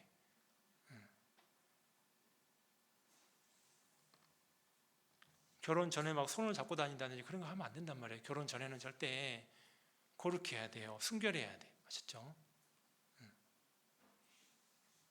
그게 기본적으로 자매에게 하나님이 요구하는 거예요. 이거는 반드시 지켜야 되는 거예요. 이거는 예외가 없어요. 아셨죠? 이런 거는 예외가 없다고요. 노력해야 될 게 아니고 당연히 이건 순결해야 되는 거예요. 아셨죠? 이거는 무조건 해야 되는 거지. 이거는 예외가 있으면 안 돼요. 아셨죠? 근데 그렇게 꼭 해주시길 부탁드립니다. 꼭 이게 거룩하고 순결해야 된다는 거 자매인들은. 그 다음에 네 번째 창세기 24장 또 가서 17절. 종이 마주 달려가서 가로되 청컨대 내 물 항아리의 물을 내게 조금 마시오라. 그가 가로되 주여 마시소서 하며 급히 그 물 항아리를 손에 내려 마시게 하고 마시우기를 다하고 가로되 당신의 약대도 위하여 물을 길어 그것들로 배불리 마시게 하리이다 하고 급히 물 항아리의 물을 구유에 붓고 다시 기르려고 우물로 달려가서 모든 약대를 위하여 깃는지라. 여러분 리브가는 대단한 여인입니다. 낙타 한 마리가 80리터의 물을 마시는데 지금 몇 마리예요? 10마리죠. 그건 몇 리터예요? 800리터죠. 800리터 물을 나르려면 양쪽에 20통짜리 물 2개, 옛날에 이스라엘에 20통짜리 물 2개 지게로 짊어지고 다녔거든요. 1시간 동안 계속 안 쉬고 왔다 갔다 해야 10마리 낙타를 물을 먹일 수 있어요. 근데 시키지도 않은데 자기가 자원해서 하는 거죠. 자매님들은 적극적으로 선을 베푸는 자매님들이 돼야 돼요. 아셨죠? 소극적으로요? 적극적으로요? 적극적으로 선을 베푸는 자매님이 돼야 돼요. 예를 들어볼게요. 구체적인 예를 들어야 이해하니까. 자, 결혼을 했는데 형제가 건축작정 그냥 이것도 예입니다. 1,000만 원을 합시다. 자매가 아이고 우리 가정을 뭘로 먹어요? 500만 원 해야지. 자매님은 선을 적극적으로 하려고 하지 자꾸 뭔가 막고 이러면 안 돼. 아셨죠? 선을 적극적으로 하려고 해야 돼요. 가정개방도 적극적으로 가정개방해서 형제자매도 섬기고 이렇게 하려고 해야지. 아이고 음식 차려면 힘든데 웬만하면 하지 말까? 물론 그런 분은 우리 교회 제가 보면 한 명도 없는데 마음은 적극적으로 선행을 베풀려고 해야 돼요. 자매님들은. 이해되시죠? 무슨 말씀인지. 자매님들은 리브가처럼 적극적으로 선을 행하려고 해야 돼. 이렇게. 그런 마음이 있어야 돼요. 누가 시키면 하고 안 시키면 말고 이게 아니고 시키든 안 시키든 적극적으로 좀 하려는 그런 마음 자세. 이게 자매님들은 되게 중요해요. 왜 그러냐면 왜 제가 이런 얘기를 하냐면 형제님들은 말을 쉽게 해요. 형제님들 우리 집에 놀러 오세요. 그래. 자매님은 청소하러 엄청 힘든데 말을 쉽게 해. 바로 그냥 오늘 저녁에 올래요? 자매님 이제 머리가 팽팽 돌아 이제 막 청소도 안 했는데 지금 형제가 오늘 밤에 오라 하니까 지금 그러니까 형제들은 좀 약간 단순한 게 있어. 막 그냥 오세요. 막 이런 게 있어. 자매 생각 안 하고. 근데 자매님들이 그때 그래도 좋은 마음으로 해주는 게 좋아. 적극적으로 이렇게 뭔가 그렇게 하면 그렇게 해주는 게 교회를 세우는 데 아주 도움이 돼요. 근데 어떤 분들은 청소 안 했으니까 오면 안 돼요. 뭐 집에 먹을 거 없으니까 오면 안 돼요. 여러분 그렇게 하면요, 주님이 거의 그 집에 가면 기도를 하잖아요. 형제님들 찾아가서 기도를 하고 좋은 교제하고 오잖아요. 이 교회를 세우는데 크게 쓰임 받는데요, 적극적으로 선을 안 하면요, 하나님이 선을 이루시지 못해요. 그러니까 이게 귀하게 쓰임 받는 거예요. 적극적으로 선이. 자녀님들은 꼭 그런 리브가 같은 그런 마음을 이렇게 가지시면 너무 좋겠어요. 창세기 24장 뒤로 가서 또요, 23절 조금 재차에서 좀 자세히 말씀드릴게요. 다섯 번째, 창세기 24장 23절, 가로되 내가 네 딸이냐 청컨대 내게 구하라. 내 부친의 집에 우리 유숙할 곳이 있느냐. 그 여자가 그에게 이르되 나는 밀가가 나홀에게 낳은 아들 부절의 딸이니이다. 또 가로되 우리에게 집과 보리가 족하며 유숙할 곳도 있나이다. 야, 이렇게 놀라운 게 이 엘리에셀하고 종 이렇게 대접하고 이렇게 숙소를 제공하는 일인데, 리브가가 그 가장도 아니잖아요. 딸이지. 근데 리브가가 나서서 우리 집에 유숙하고 있으니까 막 들어오세요. 막 적극적으로 집을 개방하죠. 자매님들도 이런 리브가 같은 마음이 항상 있어야 돼요. 집에서 라면을 끓여주더라도 집을 개방을 할 수 있는 그런 마음. 형제자매들 오면 언제라도 내가 주님의 집이지 내 집이 아니니까 뭔가 내어주려는 그런 마음, 이런 마음을 항상 갖고 사셔야 돼. 그러면 복이 굴러들어오니까. 아셨죠? 우리 마태복음 10장에 너희가 어느 집에 방문했을 때 복을 빌라. 만약에 그 집이 복을 받을 만한 믿음이 있으면 복이 그 집에 임할 것이요, 그 집이 만약에 복을 받을 만한 것이 안 돼 있으면 너희에게 복이 임하리라, 이렇게 되어 있거든요, 말씀에.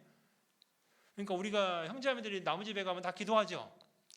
그 기도 내용 중에 그 집에 복을 내리게 달라고 기도하는 거잖아요. 방문 그냥 집만 그냥 가서 음식만 먹고 오는 게 아니라고, 가면 다 기도하고 오잖아요. 그러면 그게 그 집이 그 복을 받을 만하면 하나님이 그 많은 기도를 다 들어서 복을 부어준단 말이에요. 집을 개방하러 말미암아. 아세요? 근데 복 받는 길을 차버린다고요? 그거는 진짜 하나님 앞에 진짜 복을 그렇게 하찮게 취급하면 안 돼. 너무 귀한 건데, 그죠? 이해되시죠? 리브가가 그런 마음을 갖고 있었어요. 참 좋은 마음이죠, 리브가가. 좋은 마음이에요, 좋은 마음. 그 다음에 24장 58절, 여섯 번째, 자매님들 여섯 번째,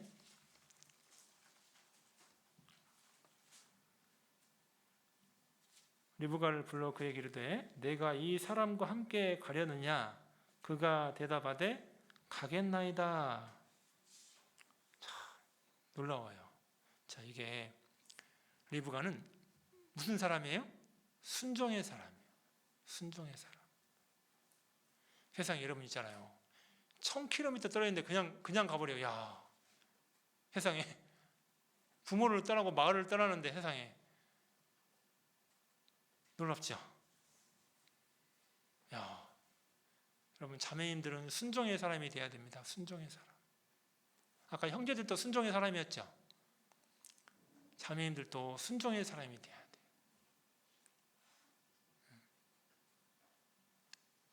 결혼도요, 결혼 소개 이렇게 해보면 참 그런 게 많이 느껴져요. 순종이 잘 안 되는구나, 그런 거 있잖아요.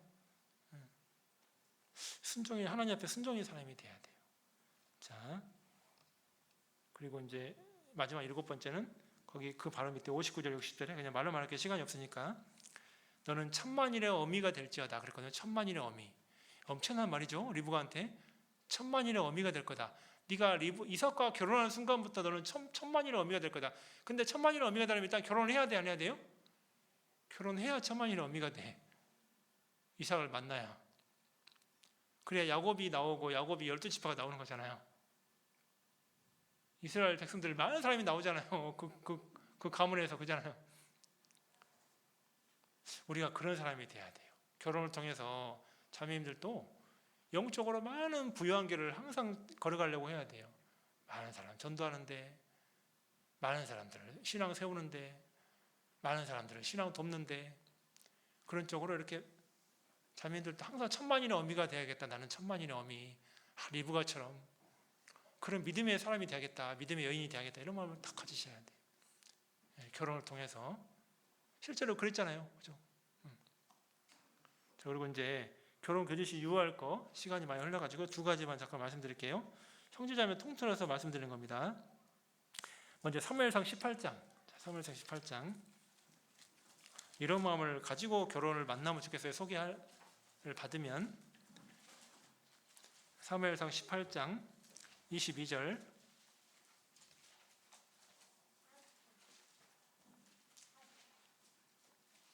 사무엘상 18장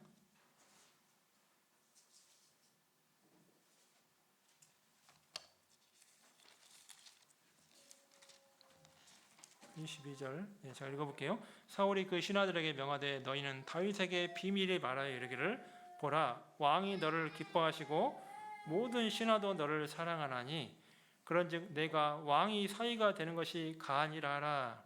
사울의 신하들이 이 말로 다윗의 귀에 고하매. 자, 그 다음 같이 읽어볼게요. 다윗이 가로되 왕의 사위 되는 것을 너희는 경한 일로 보느냐? 나는 가난하고 천한 사람이로다 한지라. 진짜 좋은 말씀이에요. 여러분요, 결혼 교제를 하는 형제든 자매든 어떤 마음으로 만나야 되냐면 첫 번째 이 마음으로 반드시 만나면 좋겠어요. 이거 꼭 기억하세요. 결혼 소개를 하면 꼭 이 마음으로 만나셔야 돼. 아셨죠? 그 사람이 복을 받아요. 아셨죠? 형제든 자매든 제발 부탁인데 꼭 이 마음으로 만나세요. 그래야 뭘 받는다고요? 하나님의 축복을 받아요. 부탁이에요. 진짜. 이 마음이 어떤 마음이에요? 하나님 앞에 지족하는 마음, 겸손한 마음. 내가 부족한 거 아는 사람. 꼭 이 마음 먹어야 돼. 이건 반드시 해요. 아셨죠? 어떤 마음요? 형제님이든 자매든 둘 다 어떤 마음? 겸손한 마음. 내가 왕이 사위 되는 것이 너희는 경한 일로 보냐? 얼마나 큰 일이냐? 나같이 천한 사람, 가난하고 천한 사람이 되는데 어떻게 내가 왕이 사위가 되냐? 말이 되냐? 자기 완전 낮췄죠, 다윗이. 우리가 이런 마음을 먹으셔야 돼. 이런 마음을 안 먹으면 어떤 일이 생긴지 알아요? 아이고, 자매가 뭐 어쩌고 저쩌고 만나가지고 자기 신앙을 생각 안 하고 또 자매는 형제가 어쩌고 저쩌고 자기 신앙을 생각하고 자기도 신앙 안 좋으면서 상대방은 판단해. 여러분 부탁인데 제발 겸손해요. 겸손. 미래는 너무 걱정하지 말고 믿음으로 가야. 너무 걱정할 필요 없어요. 하나님이 알아서 하세요. 여러분요, 말씀대로 하면 하나님이 복을 주세요. 우리 인간의 머리로는 안 될 것 같은데 아니에요. 하나님이 받고 이거를. 근데 눈에 보이는 근시한 장면만 보니까 그 너머를 못 보는 경우가 너무 많아. 제가 보면 너무 안타까워. 그 너머를 못 보더라고. 참 이상하대. 신앙이 겉만 봐. 조금 그 너머를 못 봐. 하나님의 역사를 그 너머가 있는데 눈에 보이는 것만 보고 판단하는 거예요. 여러분 겸손해야 됩니다. 복 받으려면. 아니, 자기도 부족한데 뭘 남을 자꾸 이야기해. 자기도 부족한 게 많은 사람이면서 그렇잖아요. 여러분 그렇게 겸손하면요 하나님이 은혜를 주세요. 반드시. 겸손한 자에게 은혜가 임하죠. 겸손한 자에게 은혜가 임해요. 그리고 로마서 14장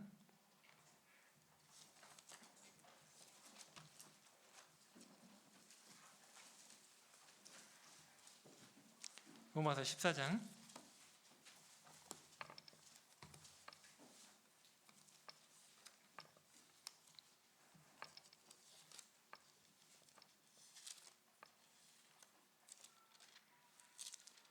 1절부터 3절까지 로마서 14장. 믿음이 연약한 자를 너희가 받되 그의 의심하는 바를 비판하지 말라. 어떤 사람은 모든 것을 먹을 만한 믿음이 있고 연약한 자는 채소를 먹느니라. 먹는 자는 먹지 않는 자를 업신여기지 말고 먹지 못하는 자는 먹는 자를 판단하지 말라. 이는 하나님이 저를 받으셨음이니라. 자, 4절 같이 읽어볼게요. 남의 하인을 판단하는 너는 누구뇨? 그 섰는 것이나 넘어지는 것이 제 주인에게 있음에 저가 세움을 받으리니 이는 저를 세우시는 권능이 주께 있음이니라. 믿음이 연약한 자를 너희가 받되 그의 의심하는 비판하지 말라고 되어 있죠. 이것도 중요합니다. 이것도 중요해. 형제자매가 교제할 때 이것도 중요해. 이것도. 여러분, 우리는 그래요. 결혼 교제하면 꼭 이렇게 생각해. 믿음 좋은 형제, 믿음 좋은 자매. 근데 그 생각을 좀 내려놓으시면 좋겠어요. 왜요? 하나님이 믿음이 약한 형제를 믿음 좋은 자매 만나서 이 형제를 신앙을 세워서 귀하게 쓰시려고 그렇게 결혼을 허락할 때가 간혹 있단 말이에요. 하나님의 계획이. 이 말씀대로 연약한 자를 받으라고 되어 있어요? 내치라고 되어 있어요? 받아주라고 되어 있잖아. 이게 믿음이 연약한 자를 너희가 받되 이렇게 되어 있잖아요. 근데 보면은요, 꼭 그냥 그렇게 안 한 경우가 많아. 왜? 신앙생활 편하게 하고 싶으니까. 고난받기 싫거든요. 신앙생활 고난인데, 여러분 편하게 살면 천국 가면 상이 없다는 거 아셔야 돼요. 이게 제가 다른 교회에서 어떤 형제님과 자매님이 결혼을 했는데, 자매님은 진짜 믿음이 뛰어나신 분이었어요. 굉장히 신앙생활 잘하고 전도도 제일 잘하고 정말 충성되고 막 흠 잡을 데가 별로 없는 자매님이야. 청년 자매였는데, 근데 형제는 신앙이 아주 좀 정말 연약하고 우울증도 있고 이제 아무튼 좀 그런 형제예요. 뭐 제대로 봉사도 하는 거 없고 좀. 근데 교회에서 소개를 했네요. 근데 이 자매님이 기도해보라고 했더니 일주일 더 기도하고 오더니 목사님 저 결혼할게요. 좀 만날게요. 제가 그거 보면서요 한 번 더 봤다니까. 야, 근데 지금 너무 잘 살아. 지금요 결혼한 지 3년 됐는데 너무 잘 살아. 4년 됐구나. 얼마나 잘 사는지.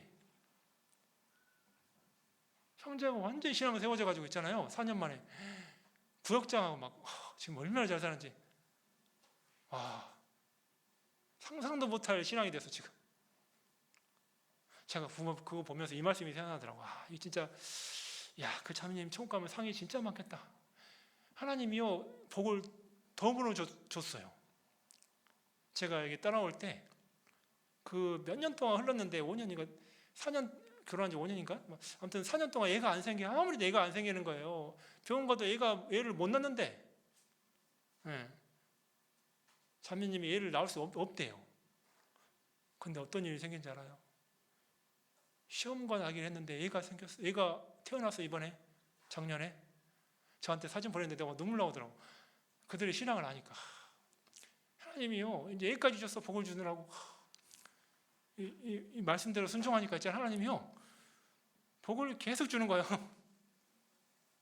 믿음으로 하나님 믿고요. 하나님 믿고 환경은 판단하기 쉽지 않지만 하나님 믿고 내가 선택하니까 하나님은 요단강에 갈라지게 해주는 거예요. 이게. 발 내디디니까. 제가 그것만 본 게 아니고 그 위에도 여러 번 제가 서울교회 있을 때도 많이 봤는데 있잖아요. 여러분이 진짜 하나님 믿잖아요. 진짜 믿음으로 결혼하잖아요. 하나님 100% 복을 준다는 거 아셔야 돼. 진짜예요. 반드시 하나님 그렇게 해요. 하나님은 전능하신 분이니까 그래요. 하나님이 그런 소개했을 때는 이유와 목적이 있는 거예요. 하나님께서 미래에 어떤 일을 하려고. 제가요 너무 감사해. 그 형제님 제가 막 신앙 세우려고요. 막 임플란트 수술한 날도 같이 밥 먹고 막 목사님 우울증 때문에 힘들어 죽겠어요. 안 만나면 나 알아서 하세요. 막 자살하면 큰일 나잖아. 그러니까 내가 임플란트 아파 죽겠는데 또 만나서 밥 먹고 그랬던 형제거든요. 그 정도 되는 형제인데 이분이 신앙이 세워져가지고 자매 만나가지고 믿음의 자매 만나가지고 그러니 눈물 안 나오겠냐고 여러분 같으면 아는데 그분이 어떤 분인지 그잖아요. 한두 번이 아니야. 막 전화 이틀에 한 번씩 와. 원래 우울증 환자들은 그런 경우 많아. 너무 힘들었어 제가. 소리 올릴까요 말까요?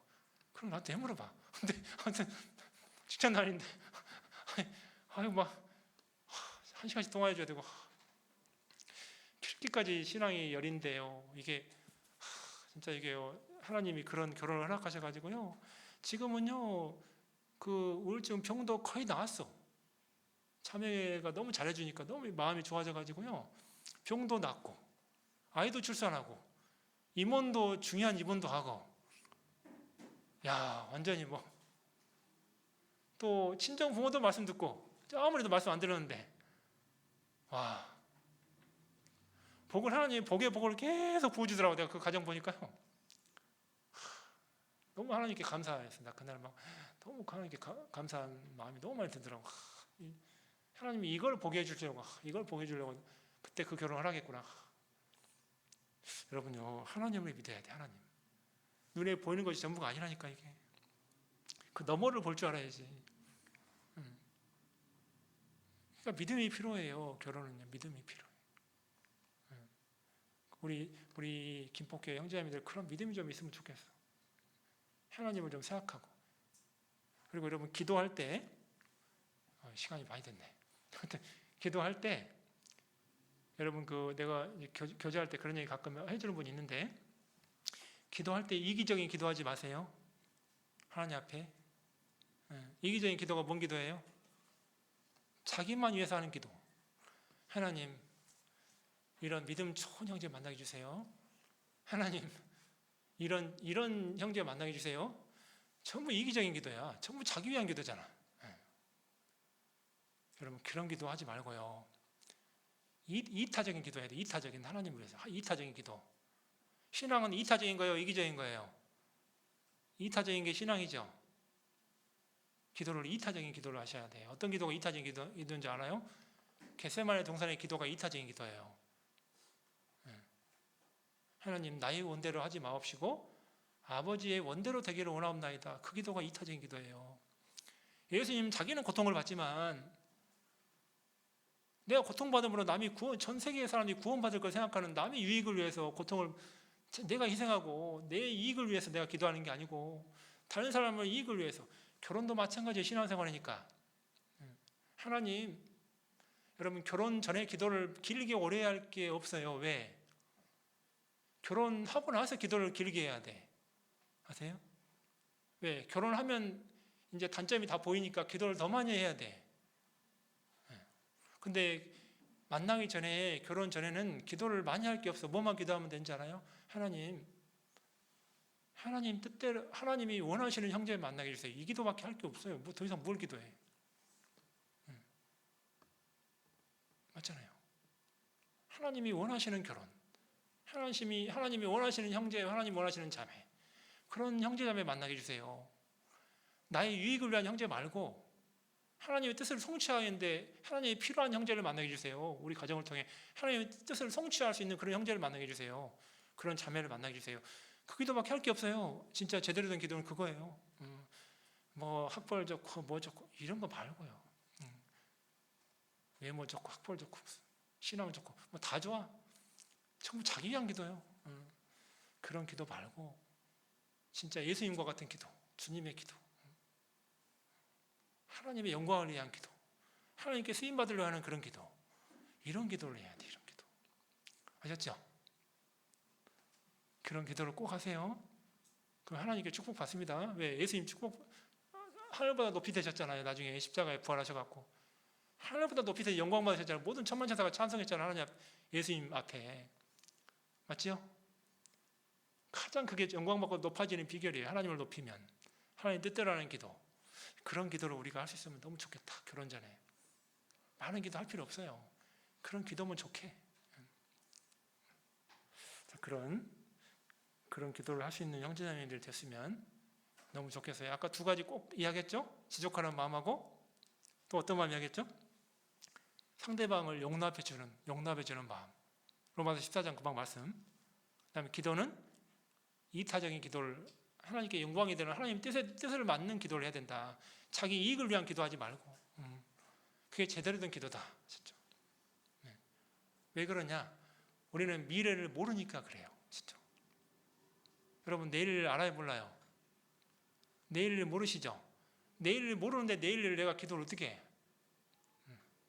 그러니까 하나님께 인생을 맡겨야죠. 인생의 짐을 내게 맡기라고 그랬잖아요.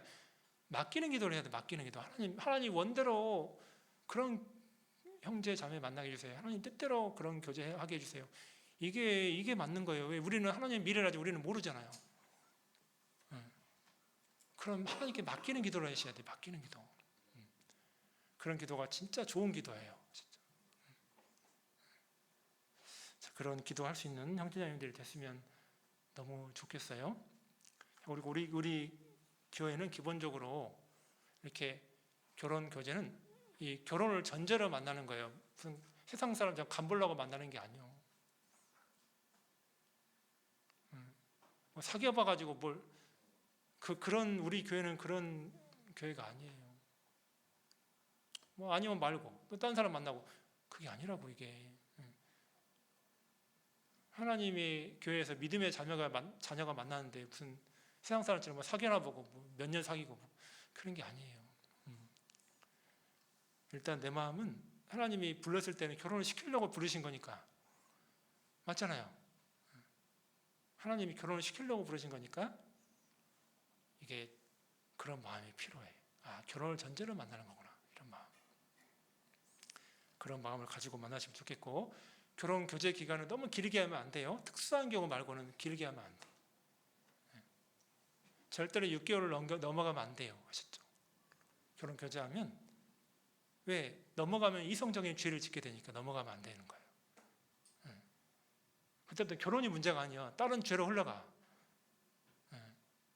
그러니까 성적인 죄나 다른 죄로 흘러가 버려요. 그러니까 큰일 나요. 그러니까 절대로 기간을 너무 길게 가져가면 안 돼. 아셨죠? 그러니까 이게 그런 기본적인 그런 마음을 가지고 이렇게 교제하면 만나야 된다 생각을 하고 그렇게 만남을 가져야 돼요. 아무튼 소개하는 저도요 대충 소개하지 않아요. 형제자매 소개할 때는요 우리 교회에서 소개할 때는 제가 몇 개월 지켜보고 또 보고 저도 기도하고 그분 둘이 맞을까 안 맞을까 기도하고 밖에 모르는 교회 누구 소개받을 때는 제가 이것저것 다 물어봐 조목조목 그 형제 어떠냐 뭐가 단점이 뭐냐 신앙생활 몇 년 했냐 봉사 뭐 하냐 언제 구원받았냐 누구 전도했냐 제가요 거의 다 물어봐요. 대충 소개하지 않아요. 왜? 왜냐면 우리 형제자매를 손해보게 하겠어요? 내가 그런 마음 누가 없잖아요. 자기 본인 교회 성도를 누가 일부러 안 좋게 그런 식으로 누가 있겠어요. 그러니까 몇 번 고민해봐. 밖에서 소개받을 때는 내가 모르니까 제가 소개할 때 모르니까 고민을 많이 해요. 아니면은 고민을 안 하죠. 혼이 아니까. 근데 모르는 분 제가 소개받을 때는 모르니까 제가 고민을 되게 많아요.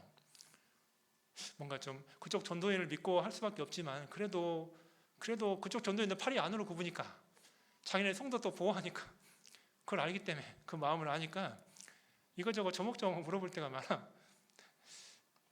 어쩔 수 없어요. 왜냐하면 아무래도 본인 교회 성도들은 더 사랑할 마음이 크잖아요. 그러니까 어쩔 수 없어. 그러니까 그쪽도 마찬가지고 그렇게 할 때가 있는데 어찌됐건 안에서 소개받든 밖에서 받든 그런 마음으로 하니까 하나님 앞에 믿음으로 그렇게 소개를 받고 이렇게 하나님이 하신다 그 마음으로 이렇게 하시면 전도인이 소개해도 하나님이 하신다 그런 마음으로 이렇게 하셔야 돼요. 왜? 교회가 하나님의 교회니까 그래요. 이 몸이 하나님 거잖아요. 그러니까 그런 마음으로 이렇게 믿음으로 이렇게 하시면 좋을 것 같아요. 아무튼 오늘 마치겠어요. 이런 기회가 별로 많지 않아서 결혼 주제로 말씀하기가 그래서 좀 여러 가지 말씀드리느라고 조금 길어졌는데 기도 꼭 잘 하세요.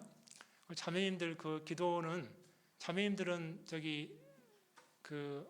기본적으로 24살 이상 되면 결혼 그 소개할 수 있는 나이가 돼요. 대학 졸업한 거 전제 조건을 깔고 학생은 일단 졸업해야 돼. 그리고 이제 이렇게 직장 다니든 안 다니든 그건 중요하지 않고 일단 그게 조건이고 그리고 이제 그 형제님들은 그 반드시 직장이 있어야 되고 그리고 그 대학을 형제님도 무조건 졸업해야 돼.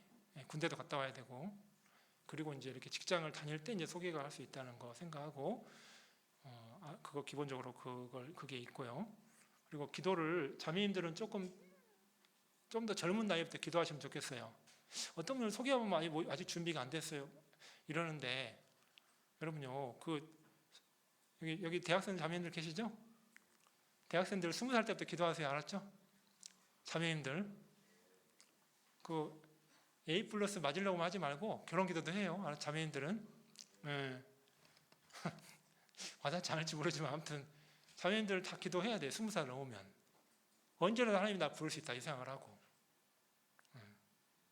근데 형제님들은 군대 갔다 오고 취업을 해야 되니까 이제 나이가 어느 정도 이상 되니까 좀 시간이 좀 필요한데 그런데 아무튼 형제님들은 언제부터 하면 되냐면 그 대학 졸업할 때부터 기도해요. 알았죠? 형제님들은 20살 때부터 기도할 필요 없어요. 형제님들은 형제님들은 군대 그 대학 졸업할 그 4학년 때부터 기도해요. 알았죠? 꼭 그렇게 형제님들 꼭 불렀는데 뭐 준비된지 안 되는지 그런 얘기 하지 말고요. 아시죠?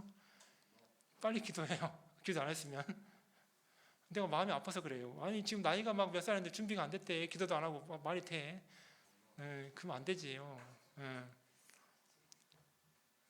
그러니까 자매님들 제발 20살 때부터 기도. 형제님들은 무조건 대학 졸업하고 취업하기 전에 무조건 4학년 때부터 기도하셨죠? 그렇게 하시면 좋겠습니다.